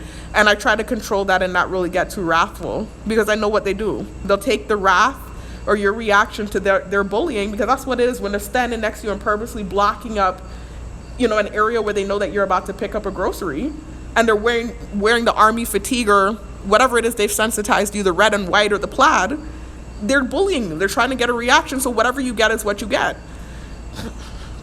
So earlier when I was in the store, I was thinking in my head, oh shoot, I need to get cheese. I was about to leave the store. And then in my head, I thought, oh, I need to get mozzarella cheese. I thought that thought. Not thinking that, because, all the time I go shopping, and they're not so aggressive with the gang stalking that they're literally going to the aisle where I think. I do this all the time, like, oh, what else do I need to get? And then I'll go to the aisle where I thought whatever it was that I needed to get. But today they were on one, right? So I thought in my head, oh, I need to get mozzarella cheese. So I went over to the mozzarella cheese, and this man is standing there in this army fatigue pants with this black thing over his head. So it's annoying enough that you're gang stalking me, you're listening to my thoughts. I'm already annoyed that this is happening to me illegally. I'm in a bad mood. I'm tired. I just worked a double shift. I'm exhausted. I didn't sleep much. I slept for like an hour or two, and then I got up to come out here and wash clothes and shop. I want to do that in peace. I simply thought I need to get mozzarella cheese. I go over to the mozzarella cheese. You're standing and blocking spitefully the mozzarella cheese, and then you're going to look up at me. This is what got the reaction. He wasn't really old either. He was older. He was like a middle-aged man, like maybe late 40s, early 50s. He was young enough to get it. Like when it's old enough people, like even though it's so freaking annoying sometimes, I try to really hold my tongue when it's older people. But if you're somebody that's like in the same age range as me, or if you're in middle age like what he was in his 50s or something, you could get it. And especially if I'm tired and I'm in a bad mood. So he's standing there over the cheese, blocking up the cheese. He's gonna look up at me annoyingly while he's wearing the freaking army fatigue and the big stupid thing on his head. And he had this big, huge belly, and his belly is overlapping over the cheese. And so it just pissed me off. And the bitch in me came out. I really, I try not to body shame, because I know what it's like to have body dysmorphia. I was overweight when I was younger, like I told you guys, believe it or not, because it's funny how the tables turned. Now that I'm older, the insecurity came with me being skinny and me wanting to put meat on and get more curves. When I was younger, before I had my growing spurt when I was in elementary, I was a low tubby thing. They actually thought I was going to be short. And I was insecure about that too. So I'm never going to body shame anybody intentionally. But sometimes if I'm mad enough and I'm dealing with the shit all day long and I'm tired and you come and you do some stupid shit, you might hear some offensive shit come out of me. And he wasn't even fat either, just so you know. It's not like he was overweight. It wasn't that type of situation. He was actually, I would say, average built. But he had this big, huge gut. It looked like an alcohol, if I'm being honest with you, an alcohol gut. Like somebody that's been drinking for years and years and years, and it's led to liver damage, and they have like a swollen stomach. Some people have non-alcoholic liver cirrhosis. Like they're just eating a bunch of shit, and so their stomach is big like that because they have some sort of liver cirrhosis, and it's not necessarily alcohol-induced. But he looked like he was having some sort of something, because he wasn't even that big of a dude as far as body weight goes, but his stomach was overlapping, and it just irritated me, and I was a bitch in that moment. I'm gonna be real, I was a bitch, but he was irritating me. Hold on a second.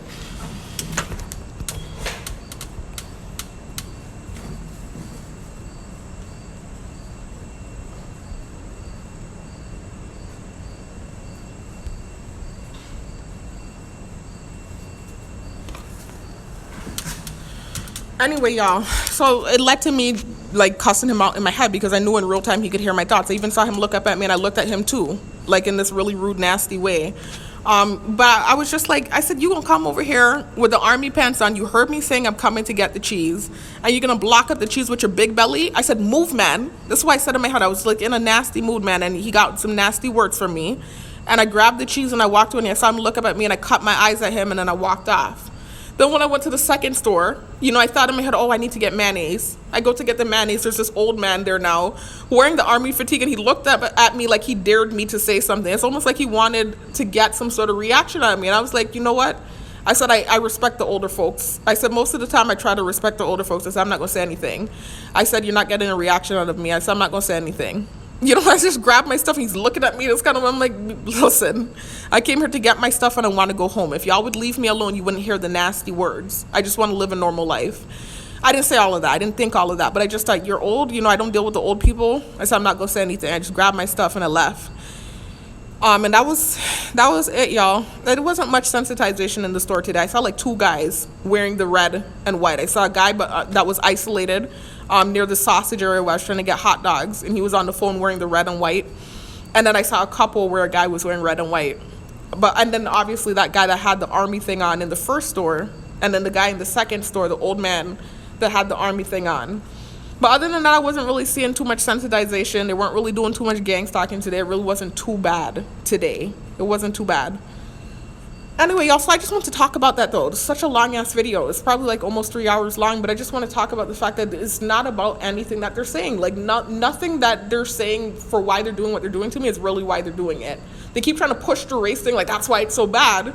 But you have the same guys that actually are obviously actively really believing whatever and sharing whatever. No disrespect to them. Again, I'm not trying to throw them under the bus, but I'm just trying to prove a point here. Wearing the purple openly at the side of the road, handing out pamphlets, and nobody's revving by. In fact, you had people stopping, like 2 people stopped, grabbed the pamphlet, and even doxed them up. So I'm just like, really? So it's really not about that, is it? It's not about the text message, because I already told y'all what I said. You know, that they've hired, I'm trying to be careful with my words, 2 known, you know what, to gang stalk me, literally in collusion with everyone else. So I'm just like, what is it really about? Why are they doing this to me? I've already apologized. I actually tried to leave. I wasn't trying to be a burden to anybody. I never have been. I'm a very independent person when I can be, when they're not cutting me off at the knees. I'm like, what is it? Why are they doing this? What is it really about? Because it's not anything like what you're trying to make it be about. So anyways, that's why I had to make the video when I saw those guys in the purple, because I was reminded that they're here on island. I already knew that. But what really triggered me was seeing people stopping and doxing them up and grabbing pamphlets. And I'm getting all this backlash supposedly because of what I shared in my car in Florida. So I'm just like, what the heck? Anyways, so that's it, y'all. I just had to talk about it and document y'all. I forgot what I'm titling this. Let me go back and see.